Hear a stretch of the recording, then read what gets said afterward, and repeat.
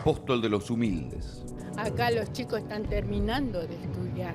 ¿Por quién? Por esa líder que está detenida. Corrupta. No se pueden manejar recursos públicos por millones de pesos sin rendirle cuenta a nadie, llevándose todo el mundo por delante. Presa política. ¿Milagros Sala es una presa política?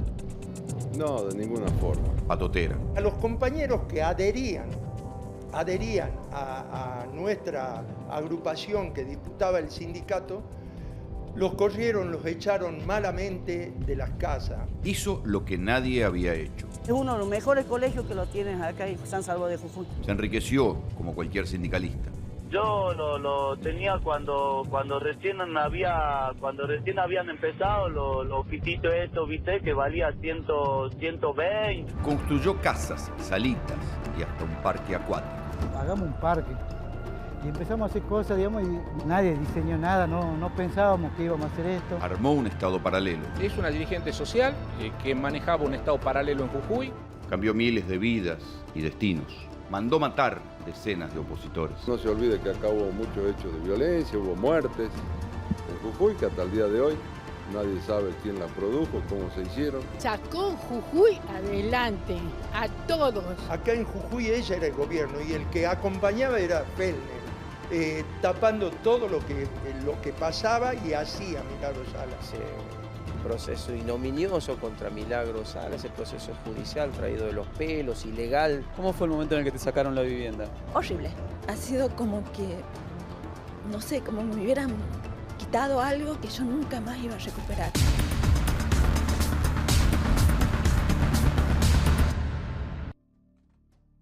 Uno podrá opinar lo que sea sobre Milagros Sala, si está bien presa, si está mal presa, si es, como dicen sus apologistas, una líder popular que hizo lo que nadie había hecho en Jujuy, dando vivienda y escuelas y construyendo escuelas con fondos públicos a través de cooperativas, o si era una especie de tercer poder un poco tiránico, como dicen sus detractores. Uno podrá opinar lo que sea de Milagros Sala. El problema es que Milagros Sala se está convirtiendo en un dolor de cabeza diplomático para el gobierno de Mauricio Macri. Hoy, la directora de Amnistía Internacional Argentina, Mariela Belsky, hizo lo que suele hacer Amnistía Internacional, es una organización de derechos humanos que se presentó como denunciante ante un comité de Naciones Unidas. Como ustedes saben, ese comité de Naciones Unidas le exigió al gobierno, no es como dice el gobierno que le recomendó y que esto es optativo, no, le exigió al gobierno que libere a Milagros Sala para que el juicio que tiene que enfrentar Milagros Sala lo pueda enfrentar en libertad. ¿Por qué? Porque una cuestión casi evidente, las acusaciones de malversación de fondos que hay contra ella, que no tiene antecedentes penales, son, y como no hay riesgo de fuga, y como no hay peligro, según dicen sus defensores, de que termine intimidando a otros testigos que puedan declarar en su contra, ese proceso Milagros Sala lo debe enfrentar en libertad. Esto es lo que le dijo Naciones Unidas, un comité especial de Naciones Unidas le dijo al gobierno argentino. El gobierno argentino lo interpretó a su manera. Dijo que bueno, que no estaban siendo violados los derechos humanos de Milagros Sala. Dijo que el secretario de Derechos Humanos, Claudio Bruch, dijo que bueno, que la recomendación de Naciones Unidas no era vinculante, pero, insisto, Amnistía Internacional hizo lo que hace siempre en estos casos. Mandó una carta, mandó en verdad varias cartas, pero una en especial a Justin Trudeau, que es el primer ministro canadiense que hoy se reunió con Mauricio Macri.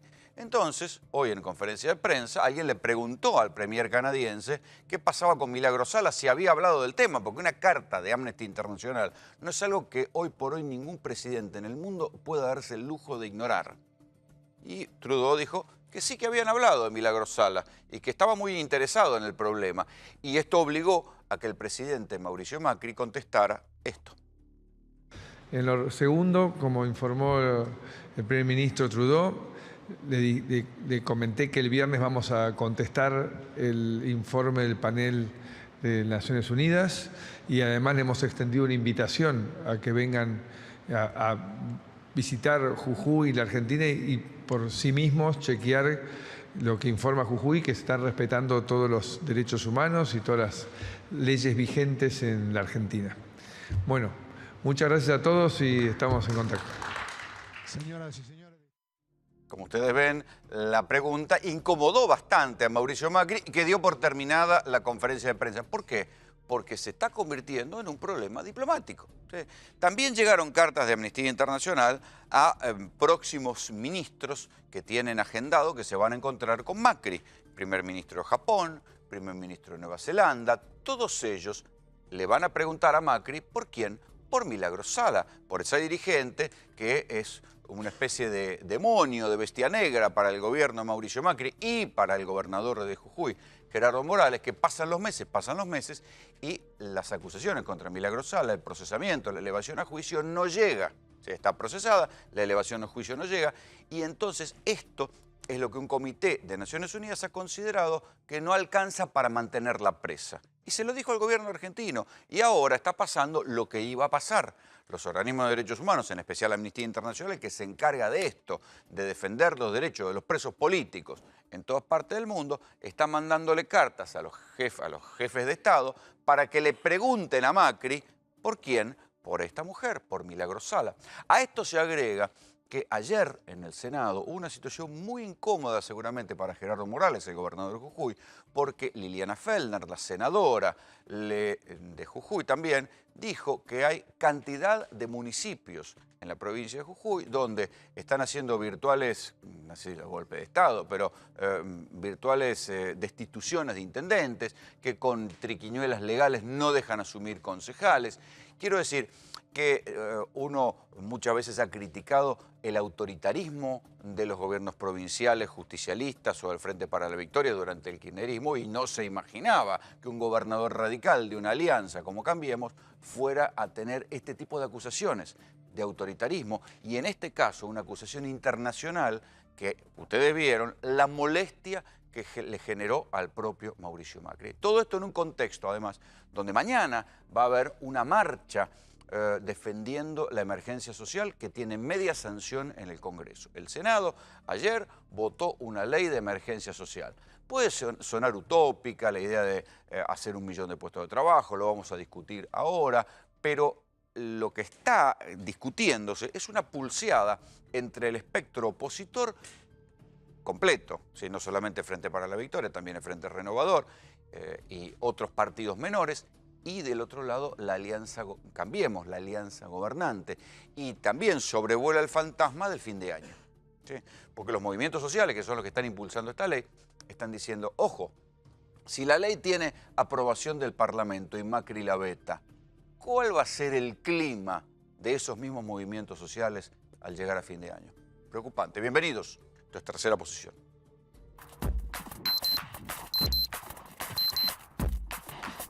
Crear un registro de todos los trabajadores de la economía popular y estipular un salario social complementario para estos trabajadores que alcance el salario mínimo vital y móvil. Después de una marcha muy importante, conocida como la Marcha San Cayetano, vinieron al Senado a traer sus planteos. Según los organizadores, como decía Eduardo, hubo 100.000 personas, aunque el número sea inferior, igual fue importante la movilización. Nosotros estamos abriendo 600 comedores en el conurbano. Y el reclamo fundamentalmente tiene que ver con el trabajo y con la inflación. Sector público 70.749, sector privado más de 110.000 y en total son 180.000, casi 181.000 despidos. Necesitamos que la dirigencia política se dé cuenta de que hace falta decretar la emergencia social en la Argentina. Resultan afirmativos 45 votos, negativos 13 votos, 0 abstenciones.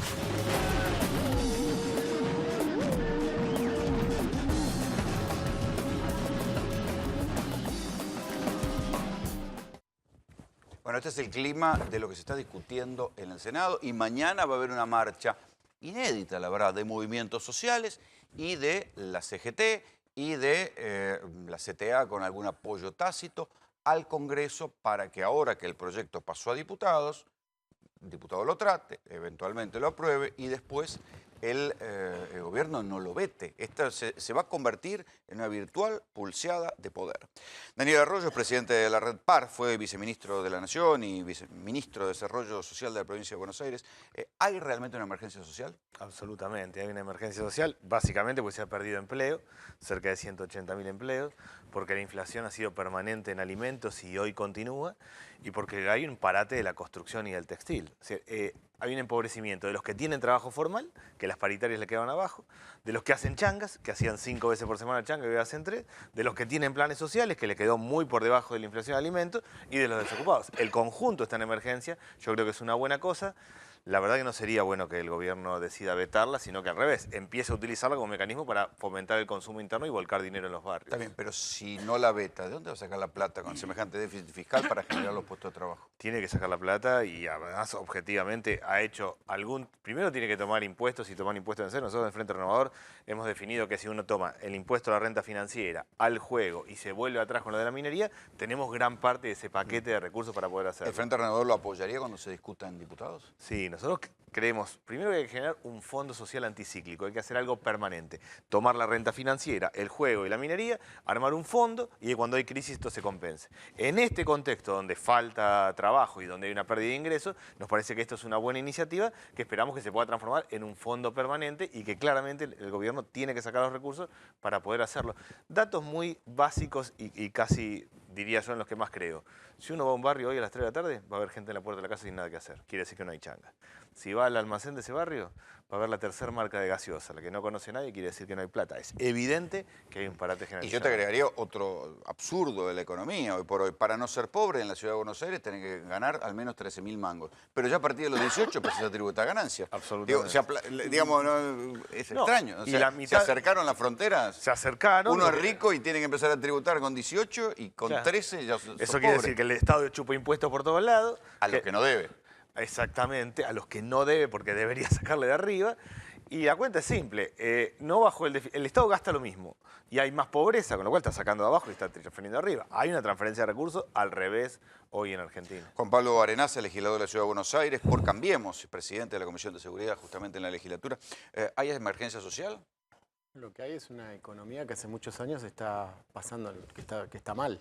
En la Argentina la destrucción de empleo no es nuevo, la inflación no es nueva y la pobreza tampoco es algo nuevo. Lo que ocurrió en los últimos meses es que hubo un gobierno que se sinceró ante la sociedad y le habló claro a la sociedad y le dijo, miren, en Argentina... Ustedes llevan un año ya, bueno, ahora sí. La cuenta, el taxi corre para... No, pero cuando uno asume un gobierno donde no había cifras, donde se negaban todos los problemas, bueno, a partir de la reconstrucción de las cifras, a partir de asumir que hay inflación, a partir de asumir que la economía está en recesión, que hay destrucción de empleo, yo concuerdo con lo que dice Daniel, hay destrucción de empleo. En la Argentina hace muchos años que no está creando empleo. Bueno, a partir de eso se están tomando medidas para que la economía empiece a funcionar. Se está Pero la aumentando economía empieza a funcionar, bueno, acelerando la destrucción de empleo, como se aceleró ahora. Yo creo que a partir de la obra pública, del aumento de la obra pública que está empezando a arrancar en estos meses, hubo que hacer una auditoría, era un desastre lo que habíamos encontrado, la economía va a empezar a funcionar.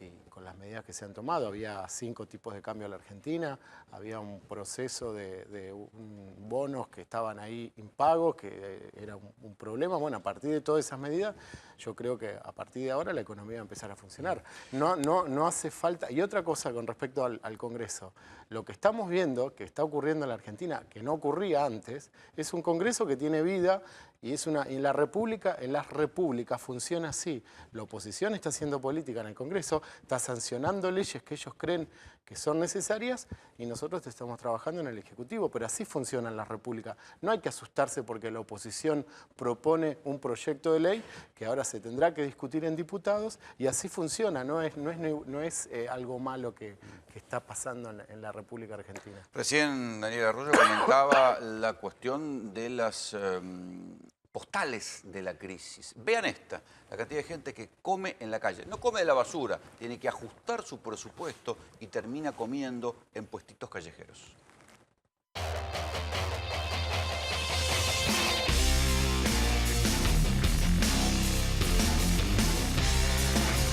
Sin control, sin regulación, sin higiene, con las manos sucias. Estamos en el polo gastronómico de Plaza Miserere.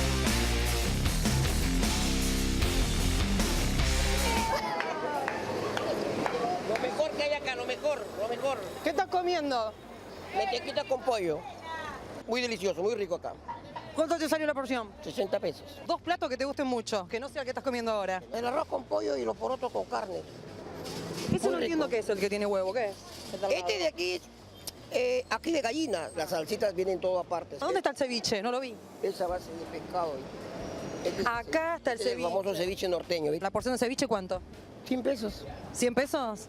Está medio salado igual, ¿o no? No, más bien está bien porque ¿sabes cuánto está una porción de ceviche? Más de 300 pesos. Es un lujo comer aquí ese plato. ¿Qué nos ofreces hoy? Seco de carne, carne con poroto y arroz. Cilantro, cosa llama sal y nemoto y cosa llama y nada. Y el frijol bien aderezado con cebolla. ¿Dónde lo preparaste? Ese es abajo, ahí en la cocinera lo preparan, nosotros somos vendedores. ¿Dónde lo prepararon? En Sarmiento 28-29. ¿Tienen una cocina acá? Sí, cocineras allá abajo. La comida está a 60 pesos y la papa rellena está a 30, los tamales está a 30, botella picante. ¿Cómo lo haces?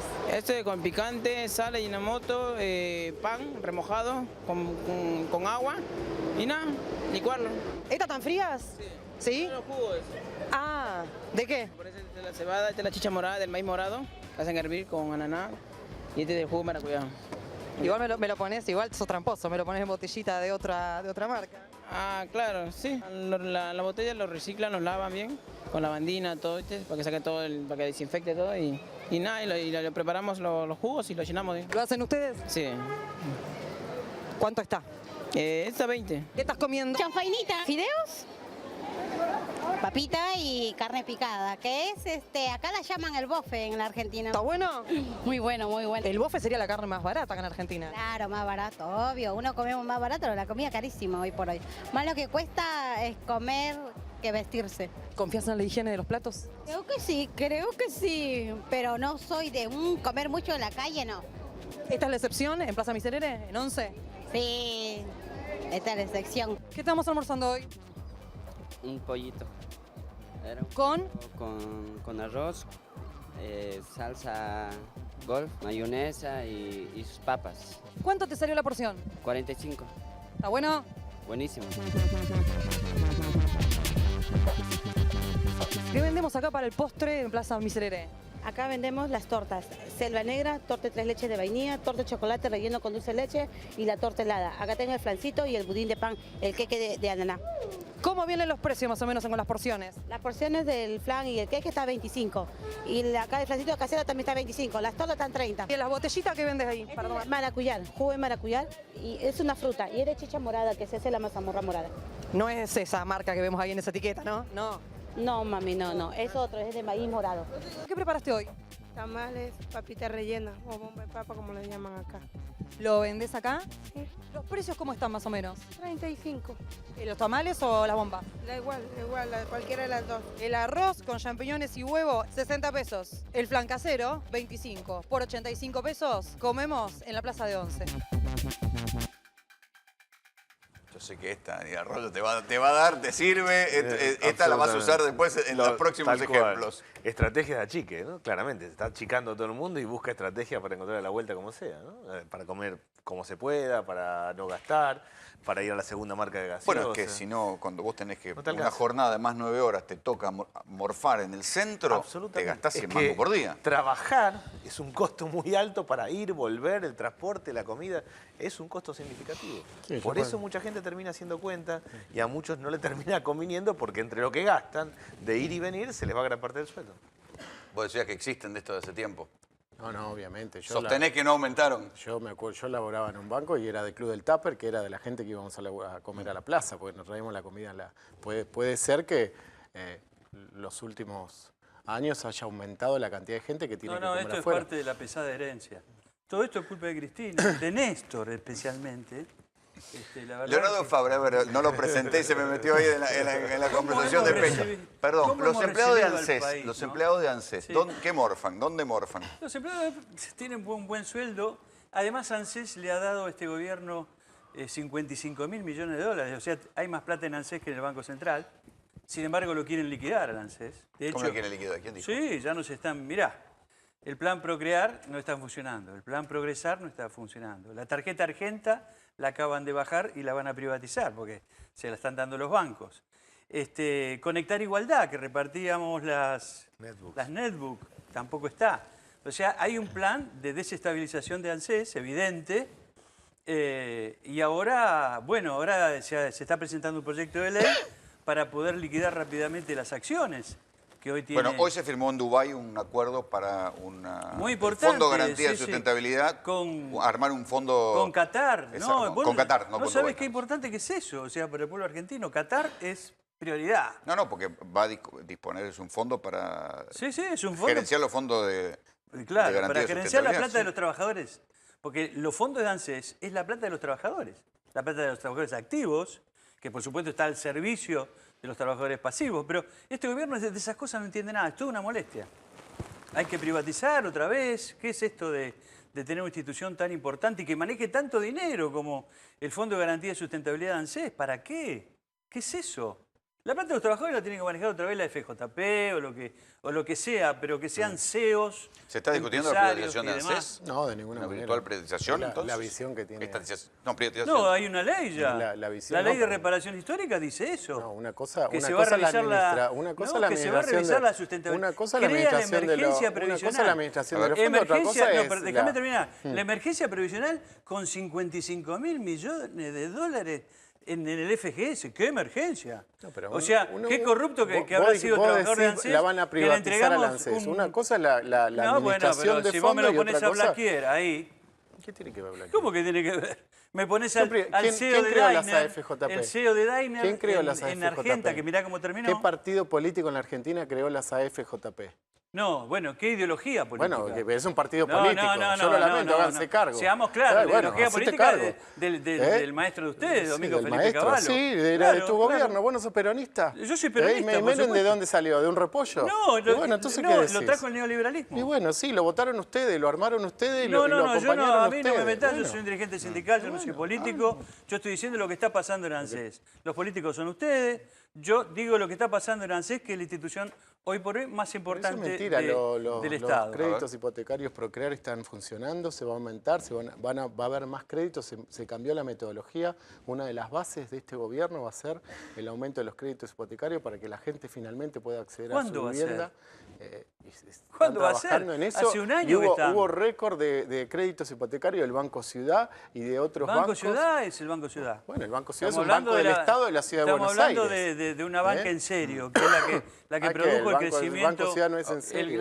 ¿Y cuántos créditos dieron ustedes en el Banco Ciudad para construcción de casas? Por favor. Va a haber La una, suma de hay una todo es lo que va a ayudar a la hay una gente. confluencia, digo vos como sindicalista, como hombre del moyanismo, digamos, hay una confluencia inédita entre movimientos sociales y sindicatos. Digo, porque es lo que va a pasar mañana en la marcha. Sí, hay un comienzo. Hay un comienzo. Yo quiero verlo caminar esto, porque yo no estoy en el Consejo he renunciado a mi cargo que tuve en la Secretaría de Seguridad Social. Se fue Moyano, me fui con él.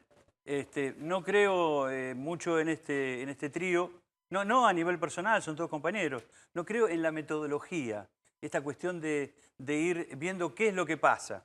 Creo en las conducciones gremiales que se adelantan y solucionan los problemas y le posibilitamos a la política soluciones, como fue estatizar el sistema previsional, que finalmente la política lo vio. ¿Hay confluencia entonces entre sindicalismo y movimientos sociales? Es inédito. Para mí sí, eso es bueno. Trabajador es el que tiene trabajo formal, es el que hace changas, es el que tiene un plan social, es el desocupado. Todo ese es el mundo de los trabajadores. A unos que tienen recibo de sueldo, los sindicatos los pueden defender porque tienen paritarias. El resto están afuera de todo, pues no tienen cómo integrar los sindicatos.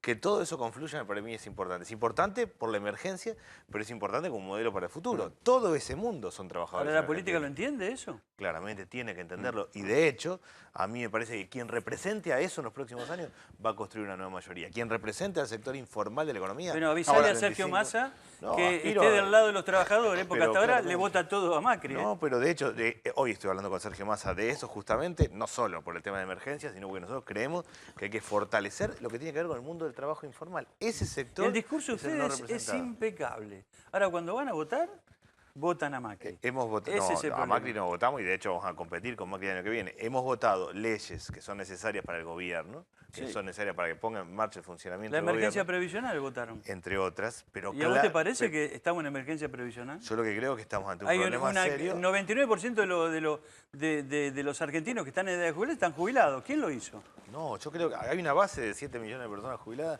Y que bueno, es una buena no base. hay una buena, ningún país la tiene. ¿Alguien sabe, perdón? Pero estoy totalmente de acuerdo con eso. ¿Alguien sabe absolutamente cuántos de acuerdo. planes hay en la Argentina? Sí, ¿Se sabe? ¿Dinero que recibe la gente? O sea, que 9 de millones planes. de personas reciben dinero todos los Algún meses. tipo de plan. Dinero. Plan o jubilación No. o Estado No, o empleo sin estatal. sin jubilación.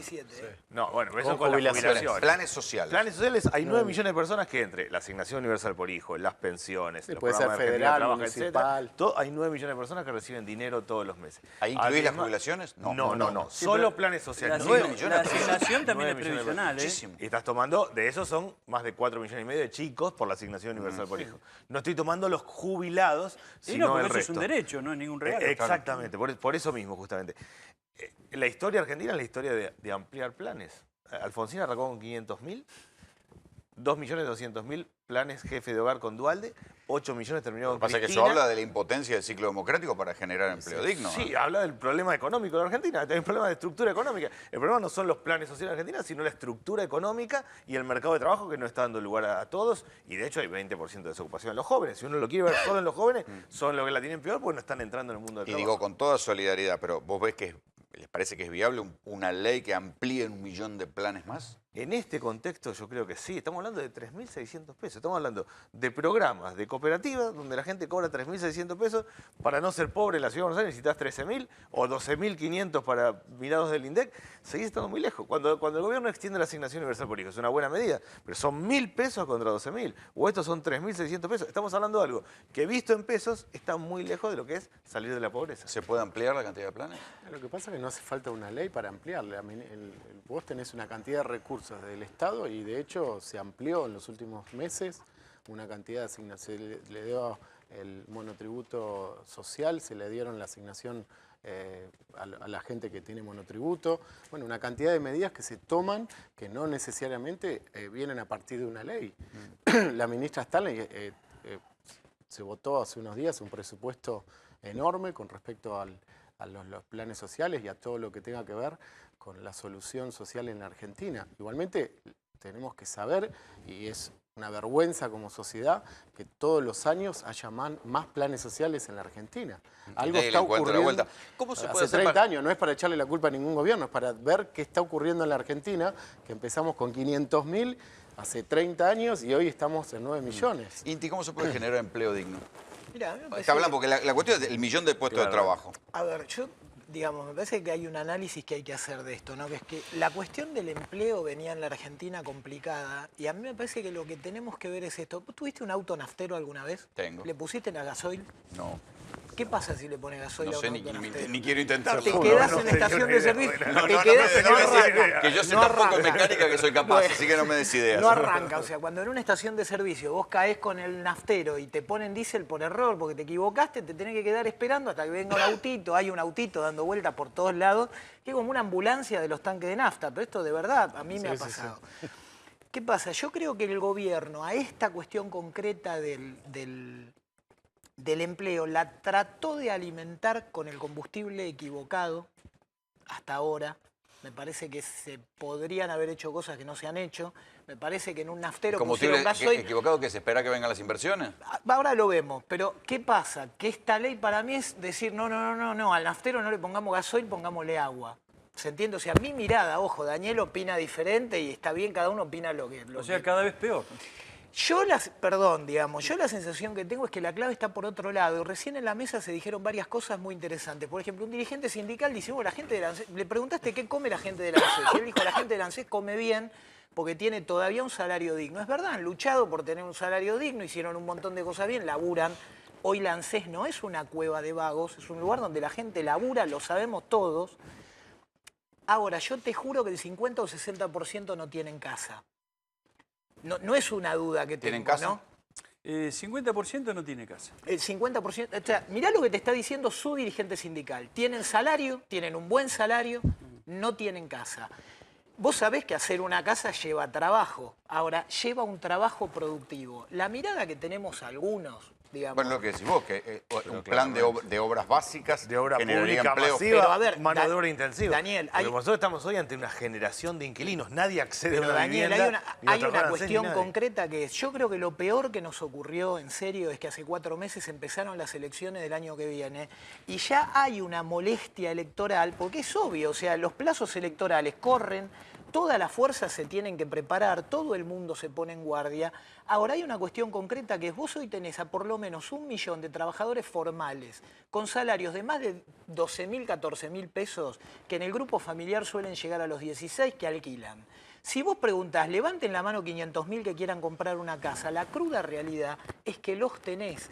Entonces, por Sí, ahí pero están ahí la línea de pobreza. No, pero están alquilando. No, Rolando, no. 13. Perdón, están alquilando. Están alquilando y que yo sepa no hubo una manifestación de propietarios masiva diciendo me dejaron de pagar el alquiler. Ahí tenés no un problema pasa. con el tema del crédito. Nadie le está dando crédito por acceder a la Daniel, vivienda. perdón, ahí es donde a mí me parece que viene un momento muy interesante para la Argentina, que es dejar de decir todo está mal y todo es herencia.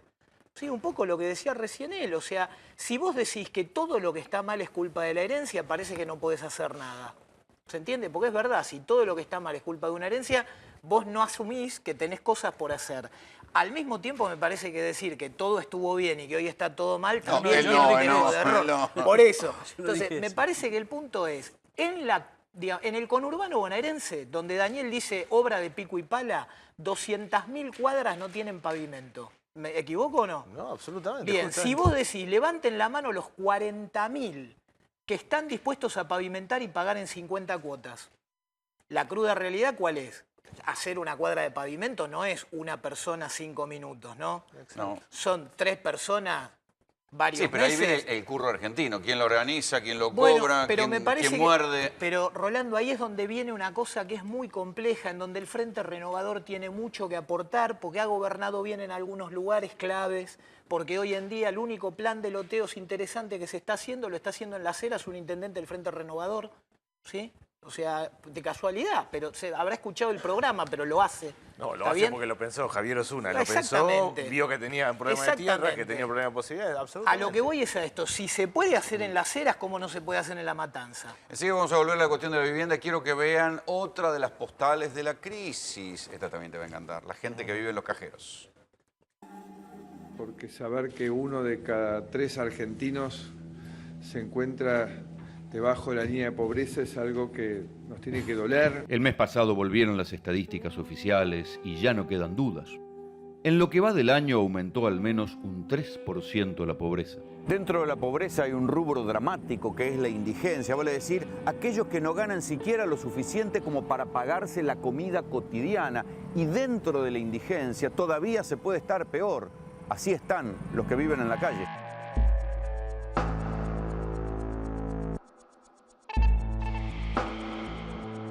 Mi marido era contador, es contador. Para dejarlo sin trabajo él, nos quedamos los dos en la calle. Los que viven en la calle duermen donde pueden, en umbrales, en plazas, en hospitales. Tiene que terminar viviendo como terminé yo. Viviendo acá en La Guardia. Sí, viviendo acá en La Guardia en un hospital, que no es digno para nadie. Pero este año en la ciudad de Buenos Aires, cuando cae la noche, si uno mira bien, va a encontrar nuevos dormitorios. Los cajeros automáticos. Porque el frío y la inseguridad los han convertido en un refugio y por eso cada vez más gente en situación de calle prefiere dormir en el cajero. ¿Está bien? ¿Necesita algo? ¿Por qué que te quedás acá en la puerta del banco, en la entrada, acá donde está el cajero, todo? Porque me gusta que tenga una cámara que nos proteja. ¿Contra qué? ¿Qué te puede pasar? Y en la calle pasa de todo. ¿Viendo a alguien del gobierno de la ciudad o algo? Nos dio una bufanda, un guante y después no aparecieron nunca más. Según cifras oficiales, la cantidad de gente que vive en las calles se mantiene estable desde hace unos 5 años en unas 800 personas. Sin embargo, las organizaciones no gubernamentales que se ocupan del tema dicen que la cantidad de gente en situación de calle ha aumentado este año de manera exponencial, algo que coincide con los llamados a las líneas del gobierno de la ciudad de Buenos Aires que se ocupan del tema, que dicen que se ha duplicado la cantidad de gente en situación de calle. Este invierno fue malo y creo que olvidé mi sombra en un subterráneo. Este año el frío arrancó temprano y para mucha gente, con el otoño, llegaron los despidos. Que el lugar donde estaba trabajando, que trabajé 9 años, echó quiebra y hay una ley que lo ampara. No se le puede cobrar nada. Quedamos despedidos todos, mozos, parrilleros. Alguien corrió la voz de que los cajeros automáticos son más abrigados que la calle y así empezaron a registrarse escenas como esta. ¿Vos dormís acá? No. ¿No? ¿Vos dónde dormís? Acá. Acá, yo duermo acá, ¿me decís? No, yo no duermo acá. ¿Y dónde dormís? Parada. Dormí parada. No, duermo en una casa. Bueno, anda a tu casa. Yo hace por lo menos 3 años y medio que estoy haciendo indigencia. ¿Vivís acá con tus cosas, digamos? Sí, yo traigo acá un bolso con un par de almohadones y me acuesto a dormir. Después llego a las 8 de la mañana, 7 de la mañana, me levanto y me voy, horario bancario abre y yo los dejo trabajar. Facundo Suárez Lastra acaba de asumir como coordinador de políticas de área metropolitana. Y la verdad que tenés muchos temas para ocuparte, porque sí, las cuestiones de pobreza, de salud, de coordinación, de la gente que va y que viene, hay un montón de cosas sociales que, no sé, ¿te van a tocar a vos también? No, yo no soy un ministro superpoderoso, todo lo contrario. Lo que Pero está la coordinación haciendo... No, es que no es la coordinación. Yo soy el coordinador de una comisión tripartita con representantes de la Nación, de la provincia y de la ciudad, que tiene como tarea... Primero, recabar toda la interesante reflexión que ha hecho la academia, los consejos profesionales, los urbanistas, agencias gubernamentales que tienen producido informes sobre... Esto que estamos viendo de la pobreza está radiografiado, está medido, hay muy buena producción informativa, dónde están los nichos de pobreza, el desarrollo de las cuencas hídricas y los humedales y la erradicación de viviendas, digamos, está muy estudiado y hay mucha información. Lo que no ha habido es una sistematización política con una perspectiva regional que se haga cargo de una realidad. Para resolver aquello de los diferentes colores políticos también en la administración. Bueno, eso desde ya, pero lo importante es que hay una realidad demográfica que es una gran Buenos Aires de 14 millones de personas. Y esa realidad demográfica... Es una bomba demográfica. Es una realidad demográfica que alberga, por otro lado, el 40% de la generación de la riqueza de la República Argentina. Y que la República Argentina resolvió desfinanciarla y está absolutamente subdesarrollada en materia de infraestructura. La infraestructura relativa, la relación capacidad contributiva, producto geográfico territorial y gasto público en la zona es la más asimétrica, es la peor de la República Argentina, la que tiene la provincia de Buenos Aires y la ciudad de Buenos Aires, y eso es falta de infraestructura social, falta de infraestructura... O sea que me estás adelantando el regreso del fondo del conurbano. No, te estoy adelantando que hace años que no miramos el conjunto, que no hay una plataforma que mire y que haga políticas eficaces sobre el conjunto a lo que he sido convocado es a coordinar una comisión de trabajo conjunto de las 3 administraciones para ver tema por tema cuáles tienen dimensión metropolitana. El tema de la salud. La salud es un clásico. La salud, el transporte, la basura. Sí, pero la salud es donde más claro se ve. La Nación, porque no hay hospitales casi hechos por la ciudad, hizo hospitales inspirados en Ramón Carrillo pensando en cubrir la gran metrópolis. Después viene un gobierno militar y dice, la ciudad de Buenos Aires tiene plata, le transferimos los hospitales para que del presupuesto de la ciudad se banquen los hospitales. Después viene un gobierno de Menem y transfiere los otros. Entonces ahora los paga la ciudad, siguen atendiendo a la gente de Gran Buenos Aires. ¿Por qué? Porque en términos de cobertura, la gente que vive en la Ciudad de Buenos Aires tiene un nivel de cobertura entre obra social y prepaga mucho mayor que la gente de Gran Buenos Aires, que por precariedad laboral, por crisis, por pérdida de empleo público y privado, no tiene su obra social ni su cobertura. Entonces hay más demandantes del sistema de salud pública. Pero la salud pública invirtió en la ciudad pensando en el área metropolitana. Entonces eso no puede seguir así. Eso tenemos que revisarlo, tenemos que cambiarlo y mi tarea es coordinar toda la reflexión que hay, transporte, medio ambiente, cuencas hídricas, todo, y hay muchísimo hecho, digamos, yo no voy a inventar nada, está casi todo estudiado, hay bastantes miradas interesantes, voy a coordinar eso, lo voy a evaluar y voy a elevar en conjunto. Y con los villas de Yo lo emergencia que y voy a los bolsones de coordinar- pobreza, que son un gran problema. Por supuesto, y con la asimetría que existe y cómo funcionan los sectores. Porque nadie viene a congestionarse por ganas de estar apretado. Las villas de la Ciudad de Buenos Aires tienen que ver con que acá hay más posibilidades de generar empleo, acá hay más trabajo, acá hay distintos niveles de actividades que hacen que Ahora, sea... con toda la buena onda, ¿hay tiempo para estudiar o hay que encontrarle... ¿Hay tiempo para empezar a estudiar ahora o hay tiempo para... Es que nadie... Urgen las soluciones. Nadie para su actividad. Acá se está trabajando, hay coordinación permanente, coordinación hay. Se reúnen permanentemente el gobierno de la ciudad, los gabinetes sociales de la ciudad y de la provincia de Buenos Aires y de la nación. Hay coordinación de políticas. Eso está funcionando. Yo no tengo nada que ver con eso.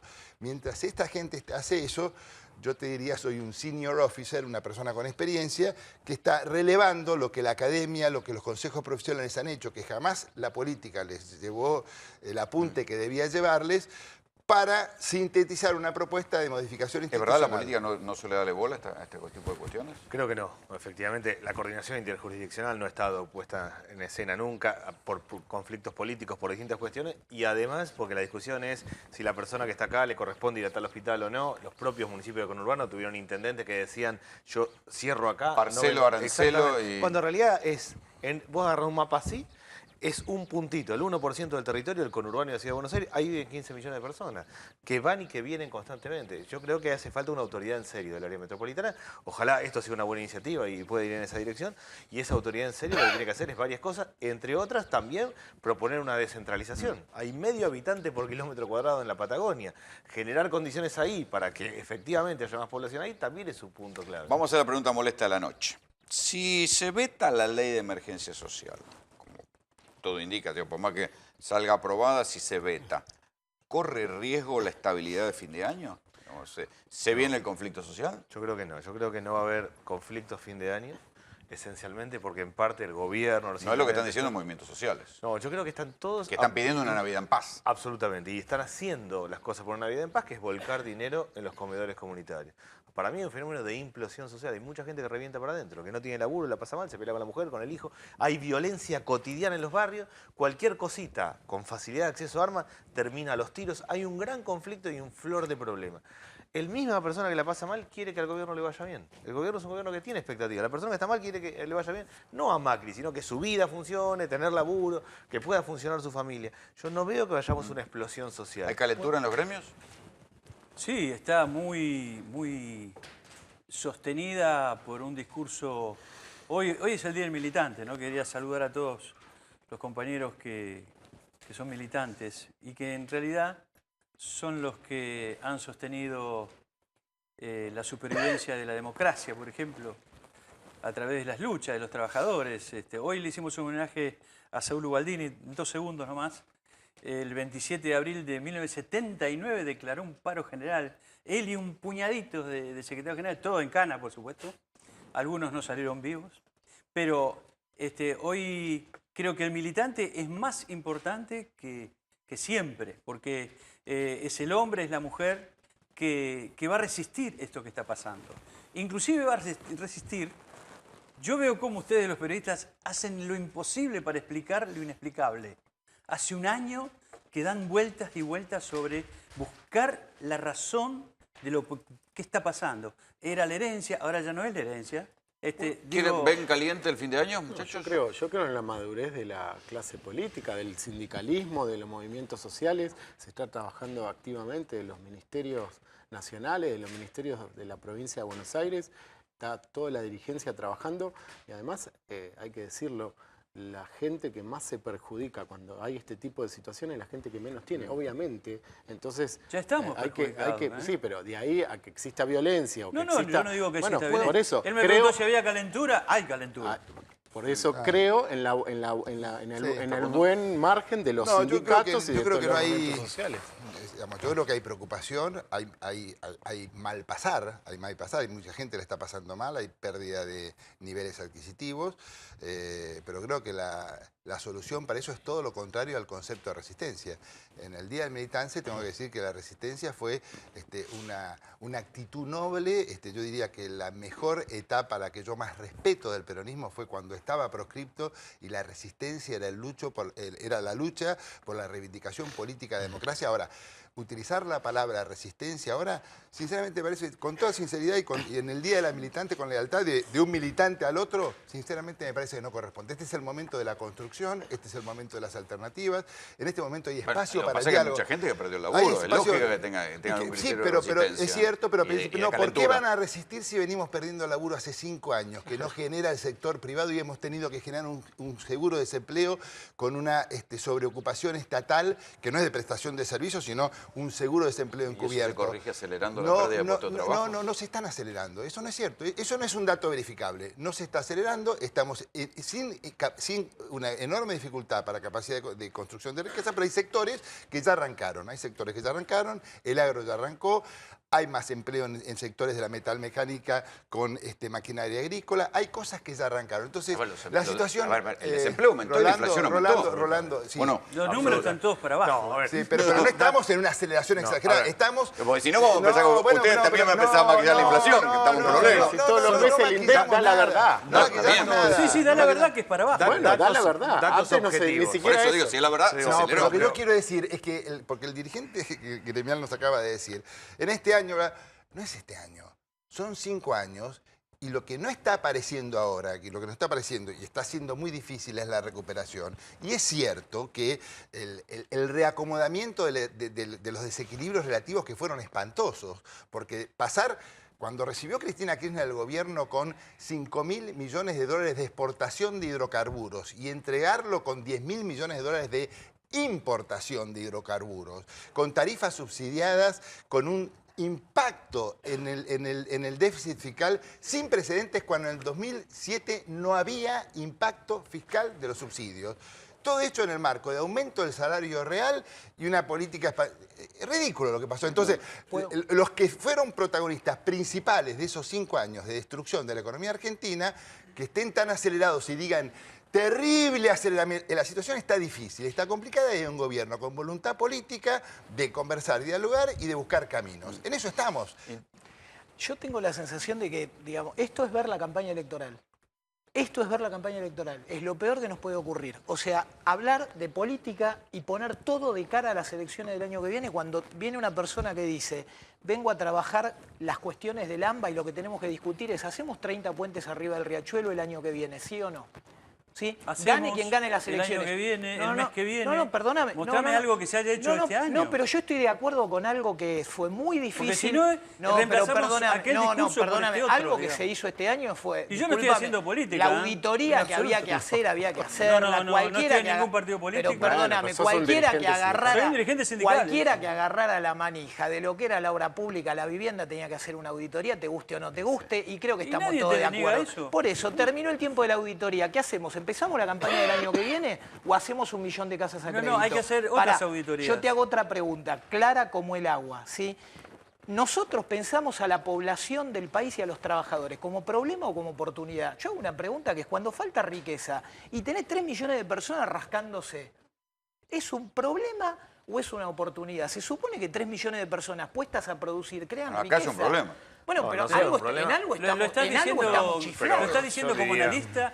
Vos sos funcionario, tenés la posibilidad. Fui director de acceso a la infraestructura de la provincia de Buenos Aires y me fui porque estaba escandalizado por el afano. Bueno, yo le pido al gobierno que escuchen a este muchacho porque denle un cargo porque tiene la solución. No importa, cada uno elige a sus funcionarios. No, pero es una pena que vos tenés todas las soluciones y no las podés llevar a cabo. No sé si todas, lo que digo es que acá lo peor que nos puede ocurrir es empezar ya la campaña del año que viene cuando tenemos 1 millón de... Estamos con problemas, no con campaña. Pero perdóname, cuando vos salís a decir... No, vos, si lo personalicé te pido 1000 disculpas, no es la intención. Porque no es mi caso. Mañana se discute concretamente en términos de... Hay una ley que dice vamos a crear 1 millón de empleos. Perdóname, lo que vos tenés que decir es cuál es el millón de cosas que vas a hacer.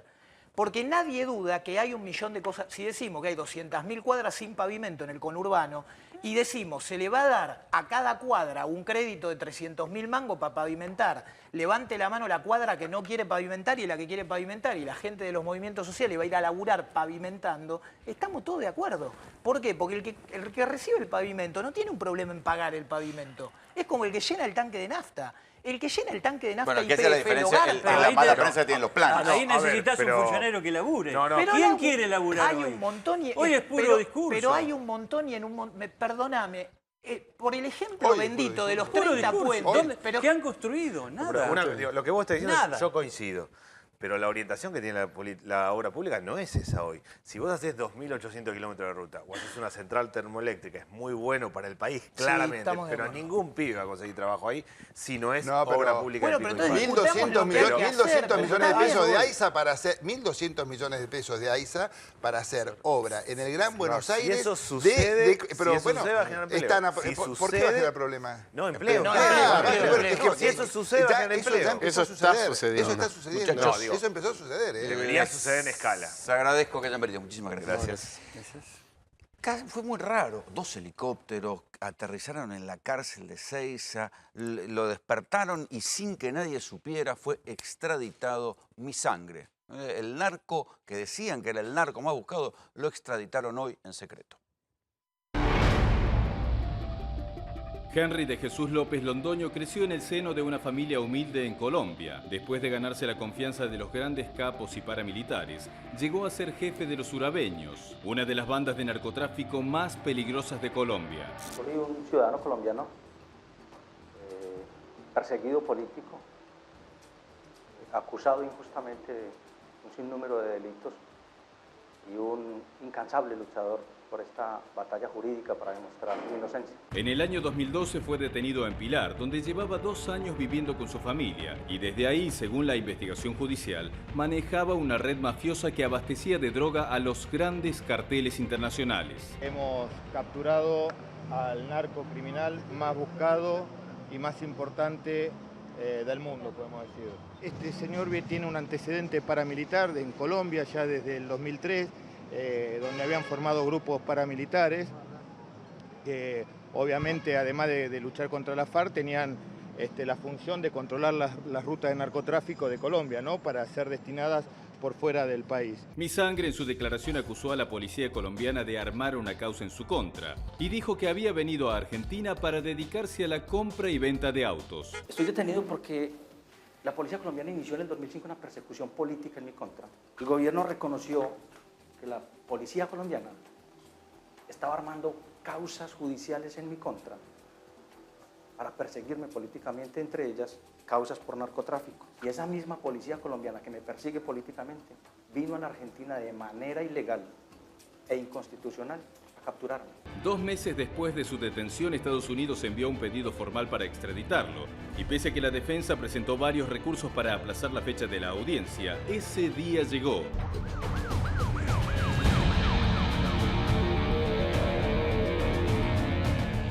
Hoy, en medio de un gran operativo del Ministerio de Seguridad, Interpol y la DEA, un helicóptero trasladó a López Londoño al aeropuerto de Ezeiza para entregarlo a los responsables de la Embajada de Estados Unidos. Henry viajó en un vuelo privado a territorio norteamericano, donde va a ser juzgado por narcotráfico. Con lo opuesto lo extraditaron a Henry López Londoño. Carlos Brockman fue su abogado en un tramo de las acusaciones acá. ¿Es normal que sea la extradición así tan secreta? Mirá, cuando ya quedó firme la extradición donde la Corte allanó todo camino, después había algunas vías que se podían haber utilizado. Nosotros lo defendimos casi 3 años a él, por una cuestión de que no estábamos de acuerdo en la forma en que se iba a manejar el juicio. Nosotros nos apartamos, pero con una relación muy bien. Hasta el mismo día del juicio, él me llamó y yo le dije, bueno, si necesitas, sabes cuál es mi posición en cuanto a la postura del juicio. Me dice, me cuesta bajarme el caballo ahora recién iniciado, pero bueno, contá con nosotros, llegado el caso en nuestro asesoramiento, y a la postre él me lo tuvo que reconocer, que las vías que nosotros estábamos implementando eran las correctas y ¿Quién era realmente este hombre? Autodefensa. O sea, paramilitar. Paramilitar. Colombiano. No de la parte ejecutiva, sino de la parte política. Hombre que estuvo muy relacionado a toda... Bueno, pero siempre se dijo que las autodefensas, igual todo que la FARC, habían sido garantes, oscuras, custodio, peaje de los narcos. Peaje de los narcos o guerreando a la FARC, que hay que... O brazo armado de los carteles. Algunos brazos... Ambos trabajaron como... Algunos grupos que no dejaron las armas, que fueron los surabeños, fueron brazos armados. Pero esto es la política colombiana que como tú conoces muy bien, la conoces, pero para la general acá de nuestro país no es común entender la idiosincrasia de ellos. No todos los colombianos son narcotraficantes, no todos los colombianos son delincuentes. ¿Acá tenía algún contacto con narcos? ¿Acá hizo alguna maniobra de narcotráfico? ¿O lo perseguía la justicia por su pasado? Él vino con un pedido de refugio y después por una cuestión de seguridad y peligro se vuelve y ingresa con un pasaporte venezolano. Trucho. Todavía no... ¿Trucho o a su nombre? Con un nombre, pero con un pasaporte... Trucho, va. No, el pasaporte no tenía los visos de trucho. Era trucho bueno, trucho un pasaporte de los buenos, que ha sido otorgado de los por caros. o de otro país, que te otorgan cuántos documentos. ¿Qué hace el régimen de protección Pasaporte de testigos? chavista, digamos. Pasaporte, si quieres llamarlo, pasaporte chavista. ¿Cómo hacen acá para la Dirección Nacional de Protección de Testigos? ¿Qué les da a los testigos? ¿Le cambia la identidad o le da un documento trucho? ¿Qué es lo que tienen? ¿Qué pregunto? Al director Bueno, hay que nacional. sumar 2 más 2. Durante el gobierno de Chávez le dan un pasaporte a este señor que estaba perseguido por la DEA, la Argentina le da refugio con un pasaporte chavista, cambia el gobierno, lo extraditaron. Mira, no tanto el cambio de gobierno, sino el cambio el capricho de tener una estrategia que a nosotros a la postre no iba a ser la conducente, pero a López Londoño se lo extradita por la conspiración. Es un tipo penal específico que lo establece nuestro ordenamiento jurídico, donde el máximo de la pena es 6. Si nosotros decimos, y no estamos para Angelini, Odetti o cualquier... No se me adelante, ahora vamos al tema de Novo. No. El señor se Estoy hablando de hipótesis. Vamos a hablar de tesis o hipótesis. Vos y yo estamos conversando, y esto es una tesis para un ejemplo, para que no lo tomen después como una imputación directa. Me va a meter preso. A mí también. Bien. Bueno, es lo que pero vos sos abogado y yo no. Bueno, pero es lo que vos podés gritar a los medios. A mí si estoy preso, difícil. A mí me van a querer callar, rápido. No sé cómo van a hacerlo, pero no importa. Pero lo importante de todo esto, nosotros decimos, bueno, vamos a realizar una operación de narcotráfico. Y armamos, ¿y a quién podés buscar? ¿A quién buscaste durante tu historia como periodista? Y eso, con el solo hecho de ordenar eso, está penado el delito. No importa que desistas, no importa que se lleve a cabo o que lo lleven a cabo terceros. Tentativa de asociación ilícita. No, ni es otro tipo penal, es como una figura asimilable a la asociación ilícita, pero es particular. Porque yo armo una organización para delinquir, me arrepiento y eso no es delito dentro de la asociación. Actos preparatorios. Acá el acto preparatorio ya está penado. ¿Qué le espera a López Londoño en Estados Unidos? Espera una 20 años de cárcel, ¿cuánto? No, le espera una máxima de 20 años. Si Arturo Hernández, el abogado que tenemos muy buena relación en Estados Unidos, la sabe manejar, va a poder aplicarse el tipo penal argentino como máximo de 6 y él es muy buen negociador. Yo creo que la fuga... O sea que si habla va a tener... Yo no dije si habla, yo dije que es muy buen negociador. Lo importante de López Londoño, que va a utilizar la presunción de la supuesta preparación de esa fuga en la cual a una abogada que le tengo respeto, hoy se encuentra procesada por no sé qué cuestión por parte del juzgado de Loma de Zamora, el doctor Villena, la tiene procesada, está ahora apelada ante la Cámara. Él va a utilizar, porque eso le va a interesar, si hubo un peligro de fuga, le va a interesar quiénes están detrás de todo esto en los Estados Unidos. Porque Estados Unidos no busca para arriba, busca para abajo y para los costados. Porque para arriba los tira a todos. Bueno, ya que te tengo acá, te tengo que preguntar por el caso Novo, porque el caso Novo ha progresado en un sentido, digamos, el fiscal Novo está formalmente acusado de proteger, o por lo menos de no dejar investigar al fiscal Angelini en causas de narcotráfico en la cual vos participabas, y esto ha generado un grado ¿Participar? ¿Qué es participar? Participaba como abogado, digo. ¿En dónde? En alguno de esos casos, ¿o no? En ningún caso que intervino, primero yo siempre estuve en la competencia federal, en ningún caso en la provincia, porque vamos a explicar, lo que se investigó en el crimen de Unicenter fue un crimen que después lo relacionan con narcotráfico o con lo que fuere, pero lo que tuvo el doctor Angelini, y que se cuidó mucho de hablar porque recién hoy tomé conocimiento antes de venir acá de la exposición que dieron en tu programa, ¿no? Ahora hace una hora, la realidad es que habló lo que dijo Angelini acá. Lo que dijo Angelini acá es, a mi criterio, paupérrimo, puesto que habló de tesis y hipótesis, pero no... Pero acá, sacado lo procesó a Novo y procesó mucha gente de la Fiscalía. Sí, ahora, pero ¿cuál es el hecho? ¿Cuál es la descripción y cuál es la obstrucción? Ninguna.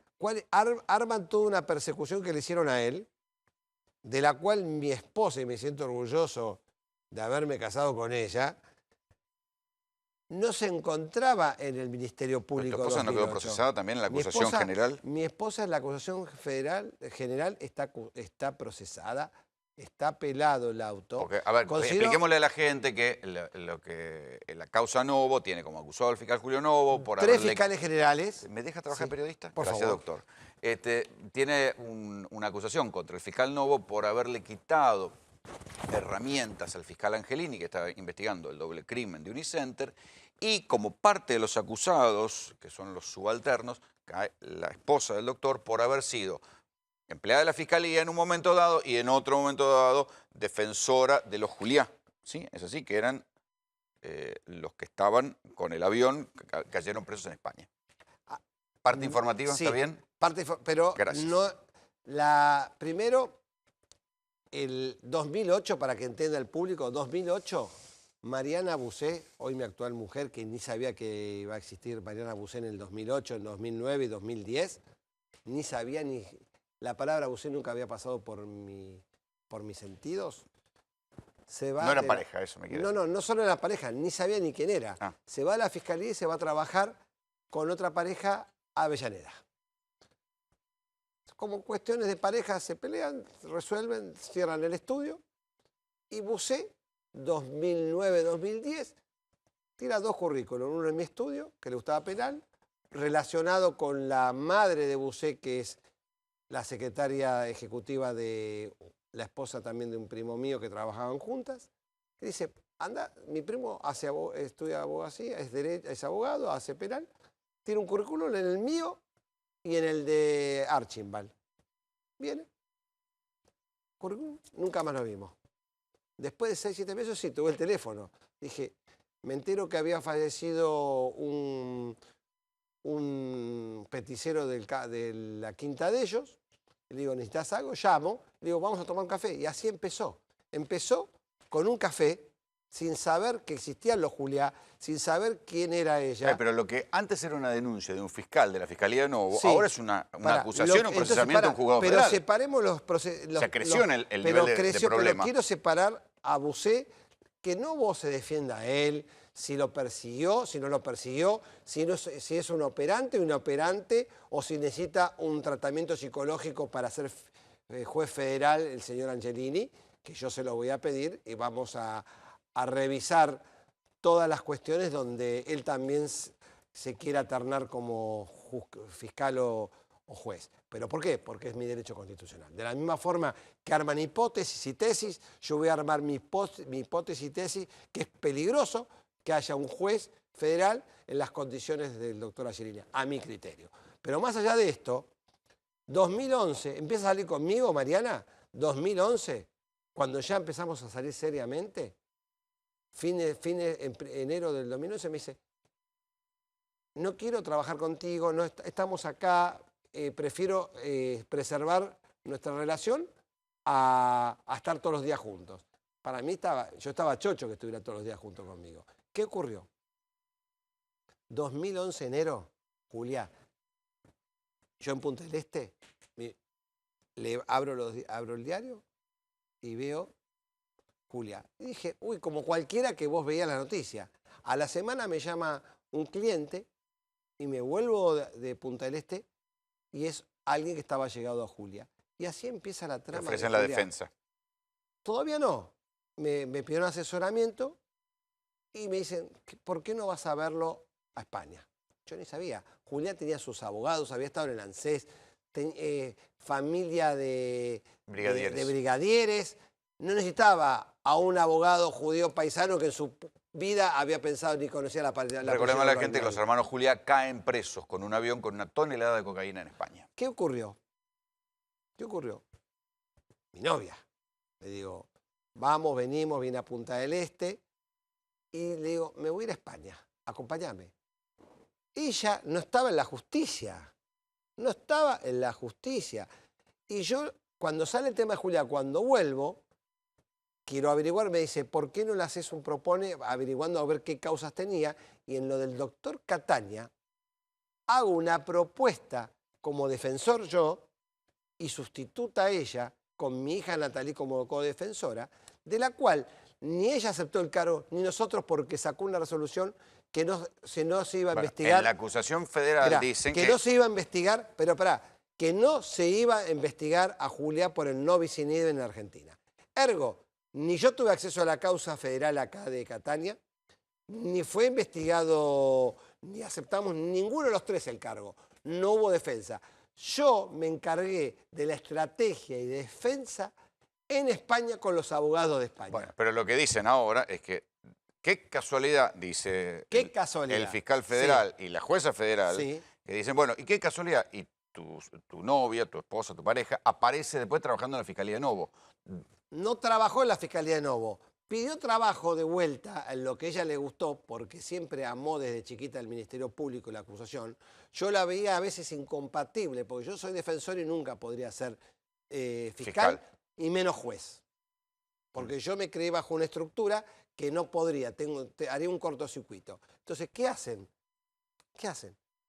Arman toda una historieta de los casos, como yo lo escuché al doctor Odete hablando que yo, y lo va a tener que esto probar, todas las cuestiones que dijo como Chasman y Chirolita. El doctor Angelini no decía nada, fue neutro, porque no tiene una imputación real y concreta más que hablar de hipótesis y tesis.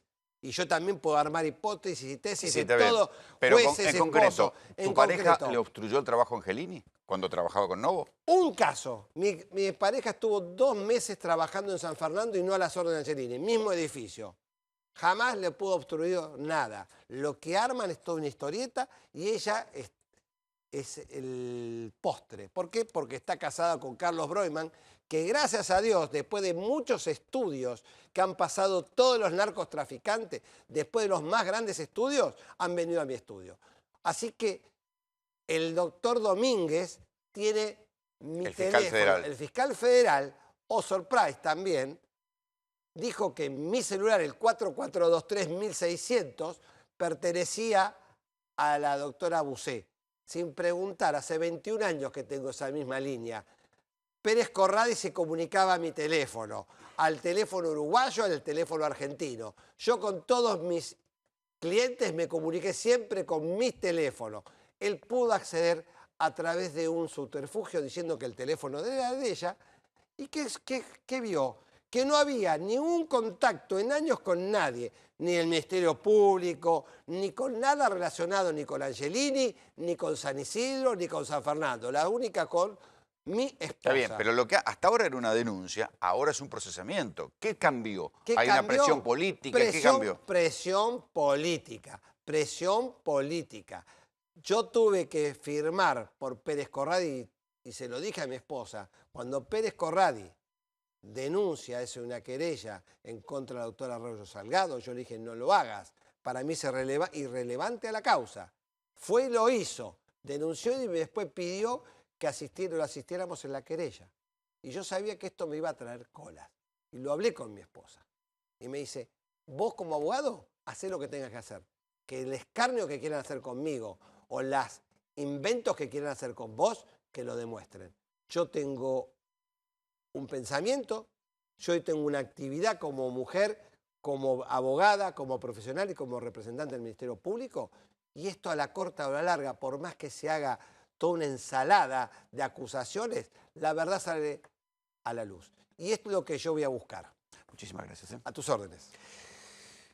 El robo de celulares, nosotros lo sabemos bien, es uno de esos complementos del delito necesario. Por extraño que parezca, hace muchos años que está previsto en la Argentina una ley, por ley, que algo de sentido común, que cada celular esté atribuido a una persona. Sin embargo, recién ahora se va a poner en marcha un registro para que se sepa que haya una persona con un celular atribuido. ¿Esto terminará con el robo de los celulares? El motorrocha. O al revés, el motochorro. ¿Y quién te arranca? El moto te arranca. El motochorro. ¿Cuál es la modalidad de robo que más ves en la calle, acá en el centro? Sí, el arrebato, pasan en moto y están distraídos y le arrebatan el bolso o lo que tengan, a los que salen de los bancos.